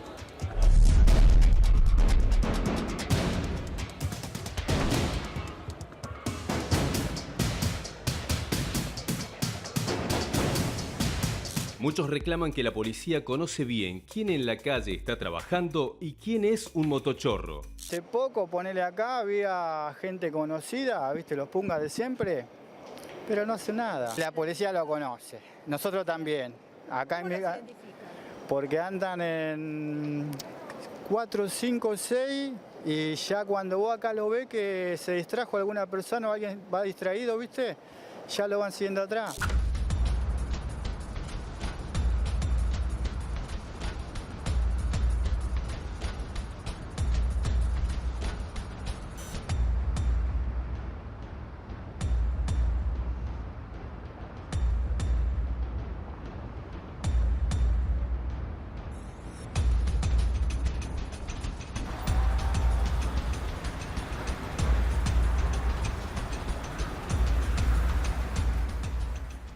¿Cuándo van a terminar los robos a celulares? ¿Se puede hacer algo técnicamente? ¿El registro este nuevo que están anunciando servirá para algo? Es un primer paso muy importante. Ese registro existe, por ejemplo, en Europa. Cuando vos comprás una tarjeta SIM para un celular, suponete que viajás y querés usar un celular en Francia, en Inglaterra, en España, comprás un SIM y tenés obligación de mostrar tu pasaporte, se escanea, se manda un registro único que verifica tu identidad y queda asociada tu identidad a ese chip. Bueno, yo en ninguna parte del mundo vi la semejante paranoia que tenemos todos nosotros de andar mirando el celular, que te roban el celular por la calle. Bueno, nosotros tenemos un récord de 5.000 celulares robados por día, 5 millones, más de 5 millones ya de celulares robados que están funcionando, es decir, que las telefónicas facturan. Es el 10% del parque. ¿Hubo algún lobby para que no se pusiera en marcha este registro de celulares? Sí, hubo. Las telefónicas... Porque digo, a ver, contémosle a la gente que la ley, dentro de las muchas cosas fallidas que hubo en el paquete de leyes Bloomberg, allá por el año 2003, había una que decía justamente que había que crear un registro de personas que eran los dueños de cada línea de celular. Y esa ley nunca se reglamentó. Así es. Que es lo que van a hacer ahora en la práctica, reglamentar esa ley generando el registro de celulares. ¿Hubo un lobby para que no se hiciera eso? Porque si no, no se explica. Sí, hubo un lobby de las empresas telefónicas presionando sobre la CNC y sobre la Secretaría de Comunicaciones para que no salga, porque esos 5 millones de celulares robados y que están funcionando son un ingreso muy importante para las telefónicas. Se multiplica el parque de celulares. Y además son las famosas tarjetas prepagas o los chip SIMs, que son los más caros por minuto de uso de la telefonía. Pero es peligrosísimo, Aurelio. Bueno, a ver, es la base de un montón de crímenes, desde secuestros virtuales. Por ejemplo, si tienen éxito con este registro, que yo realmente festejo esta resolución entre el Ministerio de Seguridad y el Ministerio de Comunicaciones, Lo que sigue y que está en el espíritu de la reunión que hicieron es obligar a que todas las telefónicas bloqueen el email, la chapa patente. No están haciendo eso. Entonces, ¿Lo pueden hacer? Lo pueden hacer. ¿Por qué? Porque tienen el registro, las estaciones base registran no solo la línea telefónica, sino ese numerito email. Aclarémosle a la gente que lo que podrían hacer las telefónicas es que una vez que a uno le roban el celular, bloquear ese celular para que ninguna otra persona lo pueda usar, el aparato. Claro, porque ahora bloquean la línea. Además de la línea, bloquean la línea. Ahora bloquean la línea. Pueden bloquear el aparato también. Y si el O sea, usuario lo pide, en un usuario... y si el usuario lo pide y dice mi email es tal, informa a la telefónica, ahí te bloquean el email, entonces ese aparato ya no sirve más. No se O sea puede que si utilizar. uno tiene la picardía de anotar el número de email, le cagá la vida al chorro, ¿va? Exactamente, por eso yo sigo siempre recomendando, ya lo hablamos acá varias veces en estos años, anoten el número de email. Y el número de email es muy fácil de sacar.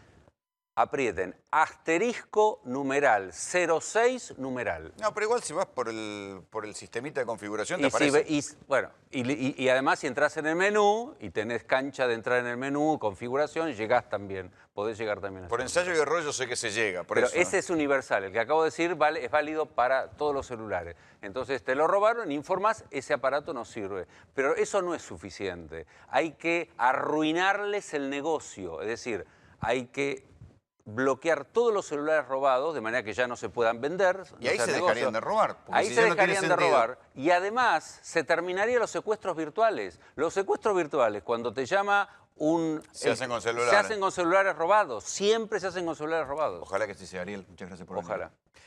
La causa del dólar futuro se va complicando cada vez más y ahora hay otro paralelo. ¿Por qué? El dólar futuro sucedió en un momento dado y esto generó el procesamiento de Cristina Fernández de Kirchner, que está a punto de ir a juicio. Ahora un juez, un fiscal mejor dicho, está pidiendo que funcionarios del gobierno, que son los que ganaron con el dólar futuro, también sean investigados.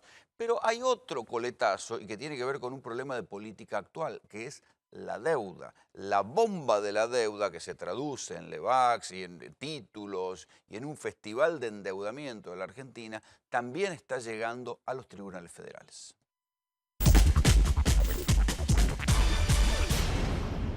Lo que buscó Bonadío es quienes compraron dólar futuro tratando de probar que algún familiar mío, algún conocido mío había comprado dólar futuro y se iba a enriquecer de esta manera.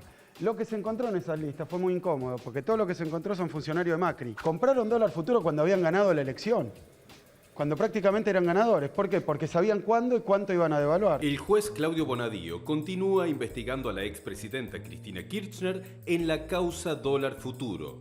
Se me leyó la acusación de asociación ilícita. Le contesté que la única organización de la que formé parte fue del Poder Ejecutivo Nacional como su titular, elegida democráticamente. Cristina tomó la posta y empezó a tuitear. Ayer han trascendido algunos nombres de los inescrupulosos compradores de dólar futuro. Ustedes dicen que son todos K. Miren, la empresa Caputo compró en el mercado a término de Rosario 3.56 millones de dólares entre el 8 y el 27 de octubre de 2016. ¿Saben quién es Caputo? Para los amigos, Nicky, hombre de estrecha confianza de Macri, no solo fue el testigo de su casamiento. El jefe de gabinete, Marcos Peña, dijo que Cristina está mintiendo. Cada uno cuando hace política elige el camino que prefiere, digamos, y lamentablemente la expresidenta ha tomado el camino de la mentira y la agresión hace ya bastante tiempo, cosa que no nos sorprende. Que no hay ningún funcionario beneficiado por la devaluación. El mensaje de que había varios funcionarios del gobierno tratando de beneficiarse individualmente con una devaluación es mentira. ¿Quiénes realmente hicieron negocios con la compra de dólar futuro?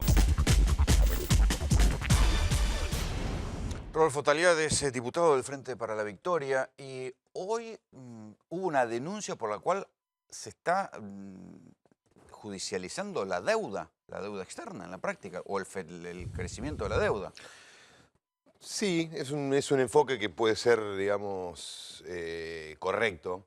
Lo que nosotros denunciamos en realidad son hechos que para nosotros configuran delito desde la óptica en que Bonadío, Irursun y Fara consideraron que Cristina, Axel, Vanoli habían cometido delito con el famoso tema del dólar futuro. O sea, pero digamos, todos dijimos que la cuestión del dólar futuro era una judicialización de una medida política. Y ahora ustedes están haciendo lo mismo. Bueno, lo que pasa es que hay una consolidación de una hipótesis delictiva por parte de un juez de primera instancia de una Cámara Federal, que me parece que si hay, digamos, si eso genera una justificación para ir a juicio oral, entonces la justicia está sentando un precedente para juzgar casos similares.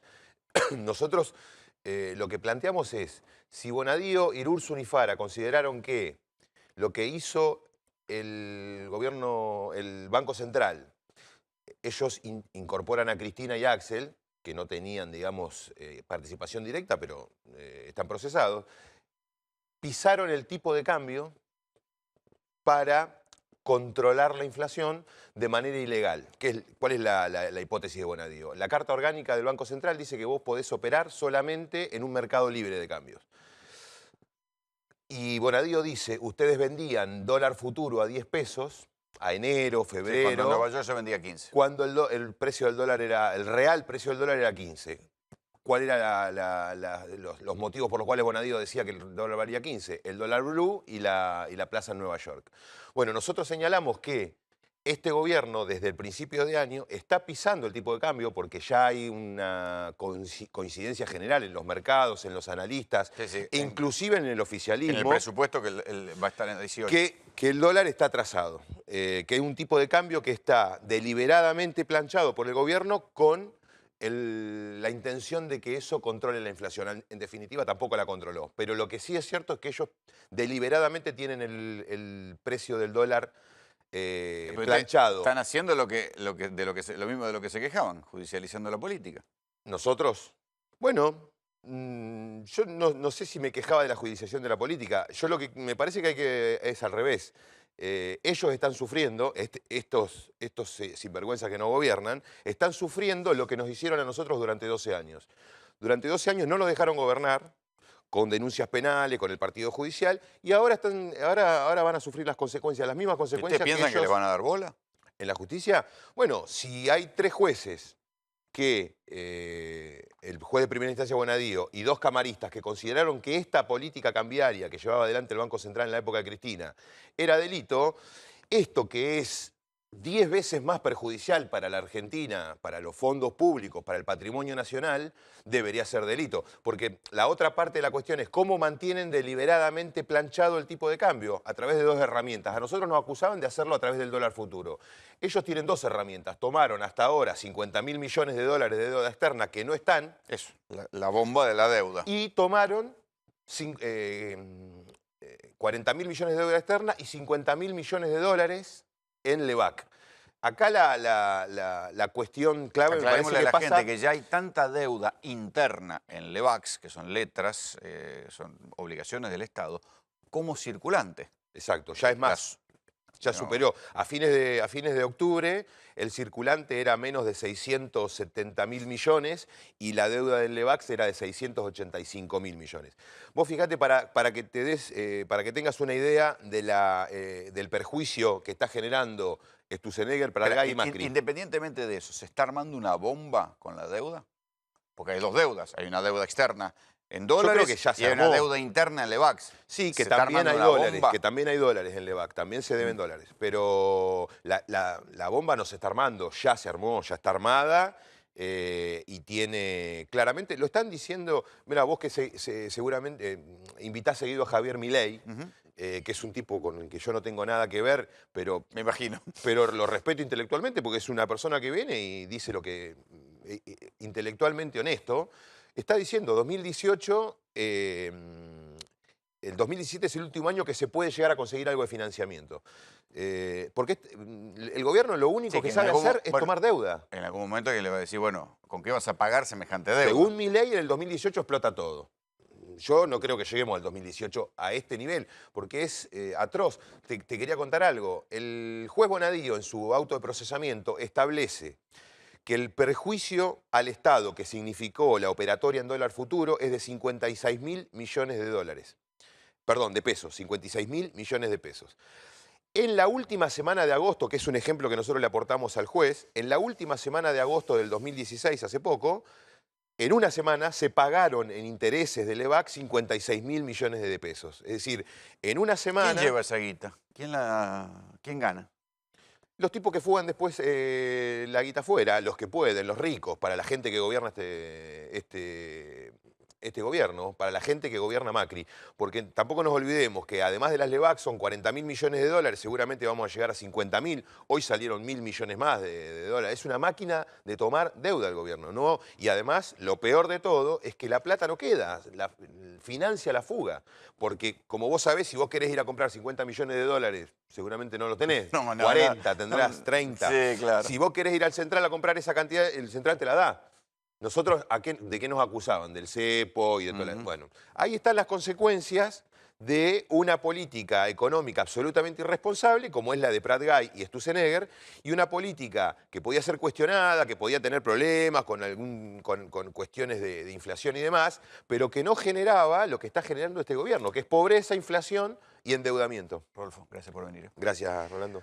Hoy hubo una declaración 20 años después, 21 años después, Cristina Fernández de Kirchner en Santa Cruz declaró en la causa donde nunca se termina de investigar y esclarecer la muerte de Carlos Menem Jr. ¿Qué dijo Cristina? Que para ella había sido un atentado. ¿Qué homenaje le puede rendir este presidente a su hijo?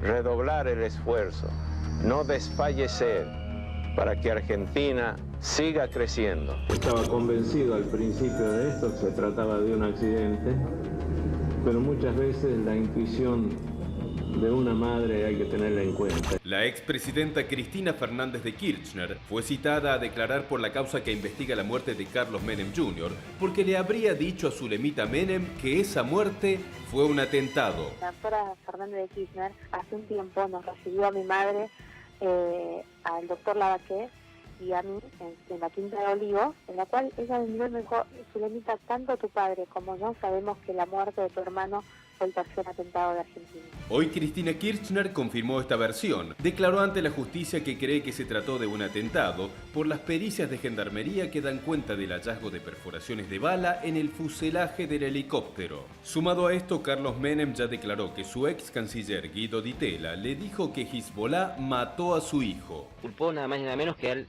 Hezbollah. No es menor lo que ha dicho. ¿No te da un poco de miedo? Claro que sí. Mi padre trató de evitar estas declaraciones durante mucho tiempo para cuidarme a mí. Y claro que cuando el juez le preguntó y le dijo, sentía temor y él contestó que sí, que por favor cuiden de mis nietos y de mi hija, y el juez ordenó custodia para los chicos y para mí. La justicia investiga desde hace 21 años la muerte del hijo del expresidente Menem cuando cayó con su helicóptero en un campo de la localidad bonaerense de Ramallo. Cuando llegan en ese momento ahí a los cables, se siente la explosión.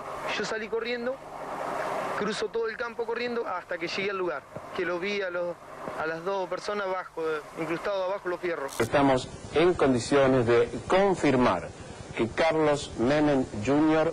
ha dejado de existir. La señora Zulema Yoma, bañada en llanto, acompañada por el presidente y Zulemita, están en este momento subiendo a un móvil que lo llevará hasta el helicóptero, de donde regresarán a Buenos Aires. Se ha confirmado ya que se produjo el deceso de Carlos Menem Jr. En tribunales siempre se dijo que fue un accidente. Carlos Menem por muchos años hizo silencio, pero desde hace un tiempo comenzó a abonar la hipótesis de que su hijo fue asesinado. Al principio pensó que era un accidente y después no. ¿Qué lo hizo cambiar de opinión, doctor? Una pericia que llevó a cabo la Gendarmería Nacional, los peritos de la Gendarmería Nacional, que hablaron de un tiro en el fuselaje del helicóptero, de un impacto de bala. Y eso evidentemente me hizo cambiar de opinión. Lo que yo pretendo y pretende mi familia es que sepa la verdad. Más allá de quién fue el autor, para Zulema Yoma hay pruebas suficientes que indican que a su hijo lo asesinaron. Que no me interesa si es el Hezbollah, si es el narcotráfico. ¿De verdad no te interesa saber quién fue? Me gustaría saber, pero el interés profundo mío es mi hijo. El interés mío es mi hijo Carlito. Y recoger esos restos que lo han bastardeado, le han hecho desastre con ese cadáver. ¿Por qué no colaboran esta gente en decir, señor juez, está la pericia de gendarmería, es terminante, indubitable? ¿Qué más quiere, señor juez? Cristina es la primera de los expresidentes citados a declarar en la causa que dice, todos dijeron que no sabían nada y que no tenían información directa, Cristina también, pero Cristina es la primera que dice que para ella opina, considera que fue un atentado y dice lo mismo que se viene diciendo como prueba fundamental, que es la pericia de gendarmería. Dijo Cristina, pienso sinceramente que no ha sido un accidente, y cita la cuestión de la pericia de gendarmería que se publicó en los medios y nadie desmintió que dan cuenta del hallazgo de perforaciones de bala en el fuselaje del helicóptero. Juan Gabriel Lavaquez, abogado penalista, defensor de Zulema Yoma en esta causa. ¿Por qué no le dan bola a la pericia famosa de gendarmería? ¿Por qué la justicia nunca le dio bola? Porque digo, nunca terminó de tenerse en cuenta lo suficiente como para cambiar la investigación. Yo estimo que no le dan bola, como dice usted. Sí, y bueno, somos periodistas, no abogados, ¿vio? Porque alguien le ha prohibido al juez que le dé bola. Pero cambiaron las administraciones políticas, cambió la Corte Suprema, y el juez Villafuerte Russo nunca quiso darle bola a la pericia de gendarmería. Lo que ha cambiado es el poder formal, el poder real no ha cambiado, en este caso por lo menos. Mire, yo tengo 6 años, 7 años de investigación en este tema y 50 años ya casi de abogado. Nunca he visto un caso más hipócrita que este. Retorcido, ¿eh? Sáquela a Zulema, que es la única mosca blanca de ahí, y el resto son todos hipócritas. Esto comienza con el nombramiento del propio juez Villafuerte Russo por parte del doctor Menem, que lo asciende a juez, estaba de secretario en San Isidro, y lo nombra como primer juez a cargo del juzgado número 2 de San Nicolás para que atienda la causa de su hijo. De modo tal que ¿El juzgado estaba vacante en el momento de la muerte? No existía el juzgado.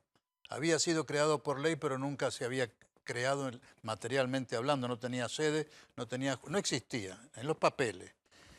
Menem lo pone en funcionamiento y lo nombra, lo asciende a Villafuerte Russo, lo trae y lo nombra. Primero lo había pedido una aprobación del Senado, acuerdo del Senado, perdón, para ser juez de, creo que de San Martín o algo por el estilo. Cambian de parecer, sacan el pliego de Villafuerte para ese otro juzgado y pide aproximadamente en noviembre, octubre del 95, perdón, unos meses después del atentado. O sea que esos primeros meses, ¿quién investigó? Esos primeros meses cruciales de la investigación de la muerte de Carlos Menem. En San Nicolás había un solo juzgado, que era el doctor Acuña, o Acuña creo que se llamaba, y este es el que investiga. El que hereda la investigación Villafuerte Russo, designado por el gobierno de Menem. Y desde que la toma Villafuerte Russo comienzan las anormalidades.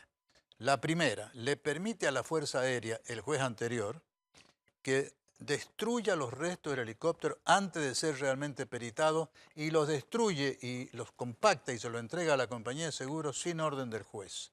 Lo reconoce la Fuerza Aérea, el brigadier Horacio Viola, lo reconoce en diciembre de ese año y cuando Villafuerte Russo hace cargo, Zulema hace la primera movida. Lo acusa a la Fuerza Aérea, Viola, de haber faltado a su deber, de destruir pruebas, etc. ¿Y quién lo sobresee? Ni siquiera lo sobresee. No abre causa porque no hay delito alguno, Villafuerte Russo. Y ahí comienzan el tironeo con Zulema. Cuando se pide la pericia y gendarmería... O sea que más que investigar, quiso encubrir, ¿piensa usted? No, yo no pienso, lo afirmo. El juez desde que... Pero un juez tiene una cámara, hay tribunales de alzada a los cuales ustedes pueden apelar y sin embargo... No sé, supongo que habrán apelado y avalaron la actuación del juez. Había una cámara de casación después, ya existía, había una corte y había un consejo de la magistratura, todos respondían al presidente Menem. Cuando se cambió eso, sobre todo en el consejo de la magistratura, empezó a abrirse alguna luz para Zulema. Nosotros en este momento... ¿Pasaron cuántos años de que se fue Menem y no cambió la causa? No cambió la causa porque yo le insistí a usted, han cambiado los poderes formales. El poder que lo tiene maniatado a Villafuerte Russo, por el cual está obedeciendo extrajudicialmente órdenes para encubrir, ese poder subsiste. ¿Cuál es? No sé. Pero yo le puedo asegurar que el juez Villafuerte Russo está encubriendo arbitrariamente la dilucidación de esta causa. Yo una vez tuve contacto con el jefe de pericia de Gendarmería, el comandante Artiñán, y en aquel momento él me dijo, mostrándome la pericia, la famosa pericia de Gendarmería, me dijo, yo estoy casi seguro, me lo dijo en privado, en una charla off the record, pero el comandante murió ya, y yo estaba con otro colega, y me dijo, yo estoy casi seguro que estos tiros son tiros de un FAL. Y le digo, y fueron hechos como considera el juez, después de después de que cayó el helicóptero para simular el asesinato. Me dijo, no, esto fue hecho a la distancia. Sin embargo, el juez nunca lo consideró. Pero estas pericias también llegaron a la Corte Suprema, y la Corte Suprema no le dijo al juez, no lo corrigió al juez y le dijo, tenga en cuenta estas pericias. Lo que pasa es que el juez ha cometido la trampa, no se puede decir de otra manera, de pedir él la pericia de esos restos cuando él recupera esos restos de manos privadas. Son restos que lo tenía casi un chatarrero, no era chatarrero, un depósito, un taller de helicóptero. Era destruir la prueba fundamental, que era el helicóptero. Esa prueba, esas chapas que estaban en manos privadas, él las recupera y se las saca a las manos privadas y se las manda a Gendarmería para peritar. Es decir, sabiendo que habían estado fuera del control judicial, pide la pericia. Cuando la pericia da positivo, que son balas, etcétera, etcétera, dice, no vale porque están en manos privadas. Esto es una inmoralidad. La segunda inmoralidad la comete con Prueger. Enrique Prueger es un perito que busca su lema para demostrar que esa chapa... El perito que resolvió el caso Carrasco. Exactamente. Se hizo famoso con el caso Carrasco. Prueger, por indicación de su lema, analiza las pruebas de la chapa que analizó Gendarmería y la compara con las fotografías de chapa que analizó Fuerza Aérea. Fuerza Aérea y la BEL, los dos al unísono dicen no hay rastros de bala. Esa misma chapa es la que Gendarmería encuentra en esos mismos orificios que son de bala. O sea que ya existían fotos previas del orificio. Sí, señor. Y Prueger demuestra que son los mismos orificios. ¿Qué es lo que hace el juez? Le anula esa pericia, no la considera esa pericia porque la hizo privadamente Zulema. ¿Qué es lo que tiene que hacer un juez de instrucción? Hacerla oficial él. Si no vale porque la hizo Zulema privadamente, hágala oficialmente. No lo hizo. Se lo avaló la Cámara, todo el andarivel de la justicia menemista. Así surgió. Cortito, ¿usted cree que Carlos Menem tiene un doble discurso respecto a la muerte de su hijo? No, doble no, múltiple. Muchísimas gracias por venir. Gracias. Nos vamos a ir a la pausa en tercera posición. Cuando volvamos, vamos a hablar de Monsanto. Si ustedes no saben qué es Monsanto, es el gran imperio de las semillas. Y cuando hablamos de las semillas, hablamos de la soja, que es el principal bien que produce la Argentina, el oro verde de la Argentina. Pero la consecuencia de la soja tiene que ver con un veneno que está generando cantidad de casos de cáncer en la Argentina y de lo cual no se habla. Enseguida volvemos.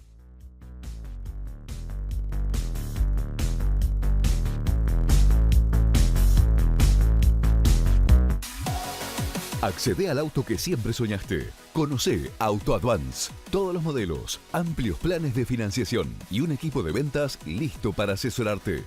www.autoadvance.com.ar. Auto Advance lo hace posible.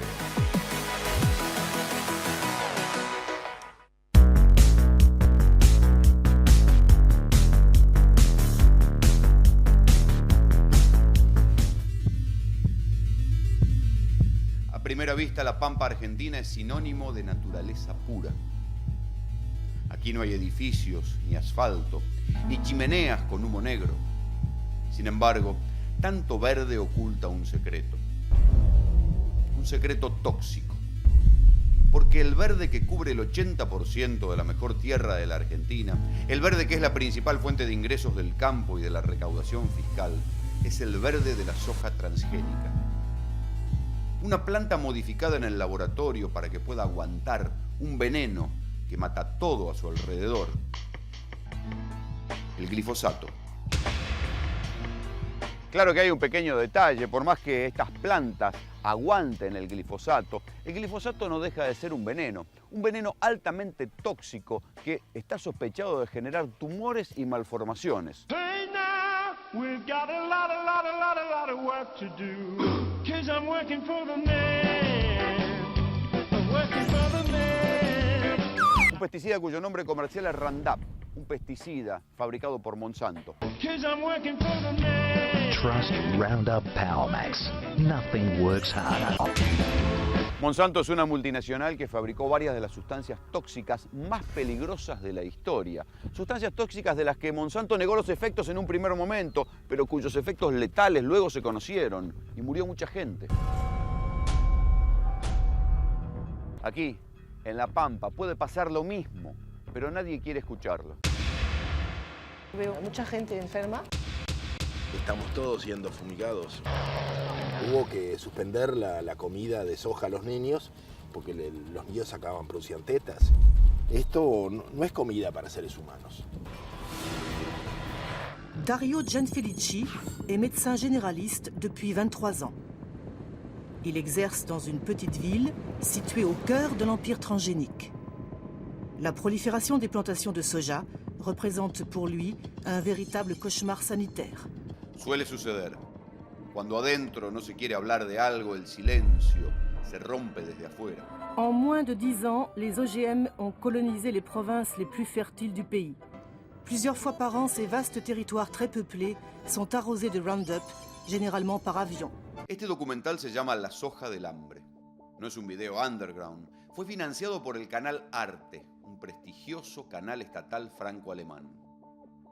La soja del hambre relata sin vueltas los peligros de la soja transgénica y el pesticida glifosato. Tenez, regardez là. Cette maison se trouve à moins de 50 mètres du soja. Et bien sûr, il est arrosé d'herbicides. C'est impossible que les gens ne soient pas affectés. Et de l'autre côté, à droite, il y a une école avec des enfants. Ils avaient fait un épandage dans tout le secteur et il se trouve que peu après, il a plu. Ensuite, le soleil est arrivé et ça a provoqué une évaporation. Et beaucoup de gens ici ont eu des problèmes. Nous avons... Oui, et ils ont dit que c'était un virus. La autora de este documental se llama Marie-Monique Robin y lleva años estudiando cómo los cultivos transgénicos, y en especial la multinacional Monsanto, han cambiado la agricultura en todo el mundo. ¿Cómo te imaginas que va a estar la Argentina dentro de 10 años en función de todo lo que está pasando hoy con las semillas transgénicas, los pesticidas? ¿Qué cosas se van a encontrar y van a estallar dentro de 10, 15 años? Yo veo mucha gente enferma, muchos niños con cáncer. Yo veo muchos problemas de fertilidad de las parejas. Lo que está pasando en la Argentina con la soja transgénica, ¿está pasando en otros países del mundo? Paraguay y Brasil son casos similares, aunque la situación argentina pues, es mucho más catastrófica, ¿no? Es un desastre si ya tomas en cuenta el problema de las fumigaciones de Roundup, ¿no? Del glifosato.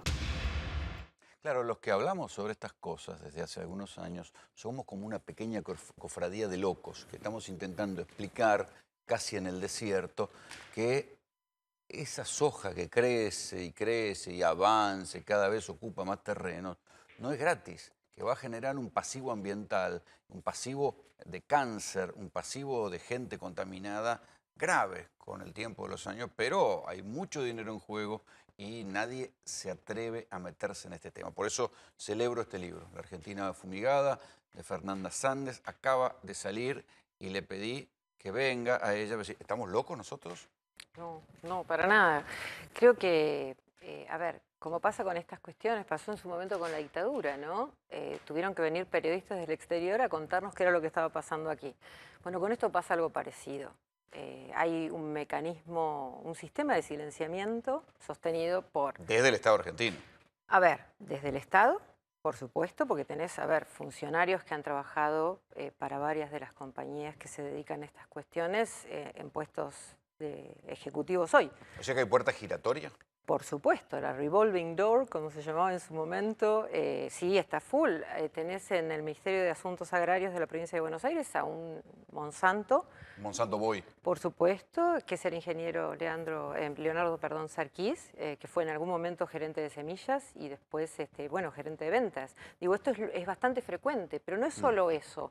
Tenés, por ejemplo, a profesionales encargados de relevar el tema de la incidencia de cáncer en una determinada provincia, provincia, que son a su vez financiados en investigaciones por las mismas compañías que fabrican los pesticidas. Digo, claro. a ver, tenemos... Da para sospechar que muy Por objetivos no van a ser. supuesto, no, Contame sí. algunos de esos ejemplos que vos viste en el libro de pueblos arruinados por el glifosato y por las fumigaciones. Sí, primera aclaración, no es solamente el glifosato. En este momento el glifosato, en algún momento cuando fue... hice obviamente. esas notas era solo el glifosato. Claro, pero bueno, Vos me decís que hay montones de pesticidas. en tu calidad de pionero en estos temas, sí, claro, en ese momento era solamente el glifosato. El glifosato se ha usado de tal manera que la gente del agronegocio dicen, hemos arruinado la tecnología. Digamos, han usado tanto glifosato que obviamente surgió un mecanismo natural. Que las plantas resisten eso que mata cualquier cosa. Obviamente, bueno, lo que mataba todo no lo mata más. Entonces comenzamos a armar lo que llaman ellos cócteles herbicida. Y claramente, recordemos, la gente no es Roundup Ready. La gente está ahí recibiendo todo este tipo de cosas. Me decís un pueblo, en realidad... Expliquémosle a la gente que la planta de soja, las plantas que se plantan, fueron modificadas genéticamente para que puedan aguantar este veneno, pero nosotros los humanos no estamos preparados para aguantar el veneno, ¿no? Y entonces cuando fumigan los aviones y cuando estos pesticidas quedan en el agua y quedan en la tierra, nos vienen nosotros, ¿no? Ahora, vos sabés que eso lo dijo INTA el año pasado. En noviembre del año pasado, INTA hizo un trabajo muy interesante, el primero en décadas, sobre la cuestión, en donde justamente explicaba esto. Se llamaba pesticidas aplicados al suelo y su destino en el ambiente. Y lo que cuentan es que la capacidad del suelo de procesar tanto químico se ha perdido. Contá que descubrió la Universidad de La Plata. En la Universidad de La Plata han descubierto varias cosas. La Universidad de La Plata, puntualmente el grupo EMISA Plaguicidas, está investigando todo lo que tiene que ver con impactos ambientales, ¿no? de este modelo de producción. Ha ido a varios lugares y justamente en pueblos como San Salvador, en Entre Ríos, lo hicieron también en Monte Maíz, lo que van viendo es que hay un cuadro ambiental que se superpone con un cuadro médico, digamos. Hay normalmente varias universidades trabajando en esto. Lo interesante es que ahora hay universidades públicas poniéndole números a lo que antes eran sospechas de los vecinos. Sí, denuncia a los vecinos. A lo que después venían y los trataban de locos, digamos. Los trataban de locos, perdían el trabajo, se tenían que ir como varios vecinos. Digo, en San José de la Esquina, Roberto Sánchez se tuvo que ir. Eso que si poner en números, que es caso de cáncer. No solamente, ese es el tema. No pensemos que solo glifosato y no pensemos que solo cáncer. Hace unas semanas en la Sociedad Argentina de Pediatría justamente explicaban esto. Las enfermedades de origen ambiental pueden tardar 10, 15 o 20 años en manifestarse. Y nunca... ¿Malformaciones en las generaciones posteriores? Las malformaciones las estamos viendo ya. Digo, las estamos viendo porque estuve hablando con varios ¿Qué se estamos viendo? ¿Están naciendo nenes con cómo? ver, ¿querés decirlo claro y concreto? Existe algo llamado el Registro Nacional de Anomalías Congénitas, el RENAC. El RENAC fue creado después de la denuncia de Carrasco en 2009 con respecto a lo que estaba provocando este sistema de cultivo en las poblaciones. RENAC en 2014 hizo un documento que lo pueden consultar online, en donde se dice que la primera causa de muerte infantil, esto es la muerte anterior al año, del nacimiento hasta el año, son justamente las anomalías congénitas. ¿De qué hablamos? Si querés que te dé un ejemplo más claro, en Argentina nacieron 10 bebés con amelia. Amelia es falta de extremidades. Nacieron 5 bebés con sirenomelia. La sirenomelia, como su nombre lo indica, las piernas están unidas en forma, como da la ilusión de una sirena. Nacieron 4 cíclopes. Digo, por supuesto, para el Estado esto es normal, esto entra dentro de la estadística. Después, cuando vos comenzás a ver cómo se contabilizan esos casos, comenzás a entender por qué nuestras estadísticas cierran. ¿Estos pesticidas llegan a nuestra comida o solo van para la soja que se exporta? No, eso es otra falacia, eso es otra de las grandes falacias del negocio. No, esto llega, bueno, con respecto a esto, vos me comentabas recién lo de La Plata, y esto también lo dijo INTA. Esto llega porque todo lo que se cultiva, todo, absolutamente todo, no importa si es forestal, si es algodón, en donde también se encontró AMPA y glifosato en tampones, toallitas, pompones y demás. La Plata probó el año pasado ya que había pesticidas en la lechuga, el tomate, el morrón y, digamos, en nivel... ¿Pero pesticidas en niveles peligrosos? A ver, ¿qué es lo que pasa? El sistema está hecho para que... Ellos te dicen que existe un límite máximo residual. Te dicen que si vos comes ese poquito de veneno no te pasa nada. Un poco de veneno no está mal. Y un poquito, no te va a hacer tan mal. El tema es que INTA hace días, el 9 de noviembre, lo que dijo es que el 50% de las muestras de lechuga que analizó, y lo dijo INTA, superan los límites máximos residuales. Y lo mismo con el apio, el morrón y lo que quieras. Fernanda, gracias por venir. Si quieren favor. enterarse un poco más de esto, que es terrorífico, aquí tienen, la Argentina fumigada. Nos vamos, esto fue Tercera Posición. Gracias. Cada fin de semana llega a acercarte a una ciudad distinta de la provincia, con espectáculos y actividades gratis y para toda la familia. Conoce más en gba.gov.ar/acercarte. Acercarte, más cultura cerca tuyo. Buenos Aires provincia. Entre todos, podemos más.